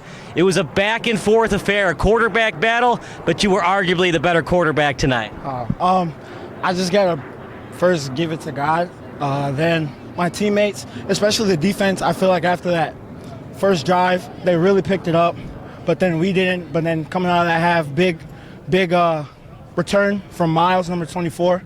And then after that, it was just, we were going up, straight all the way up. What does it feel like winning this game against St. Ignatius? For people that don't know the rivalry, what did this win feel like tonight? It was amazing because we just beat Oak Park last week. So the first, with Iggy next and beating them, it was just amazing. It was amazing. When Montgomery gets into space, what do you feel like on the sideline? Touchdown. That's my dog.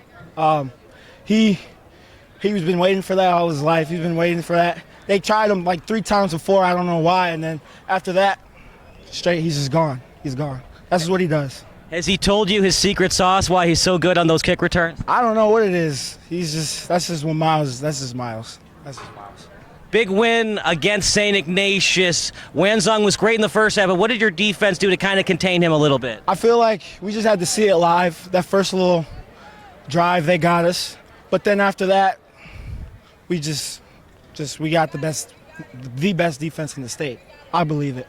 So, yeah, we just shut them down. Seems like you got some good chemistry between you and Nate Marshall. Have you worked on those fade routes a lot in training camp? Oh, yeah. It's been real great working with him, and then just really the whole receiving core, from TJ, Emmett, Bjorson, Raph, all of them. We've been working on that the whole summer, and it showed here today. Final thoughts about the victory. You're still undefeated, knock on wood, obviously, but you're undefeated at 2-0. Yeah, we got to keep pushing, though. 24-hour rule, as my dad says, 24-hour rule. So, at 9:50 tomorrow, cut it out. We got Joliet next. It's on to the next opponent, right? Yeah. That's Jamin Williams. That does it for our postgame show. So for excellent crew, Kyle Anderson, Bob Vilsaway, Arush Kathiri, I'm Kyle Smith. We'll see you next time on SBS. Oh, yeah, it's wild. Thank you. Thank you.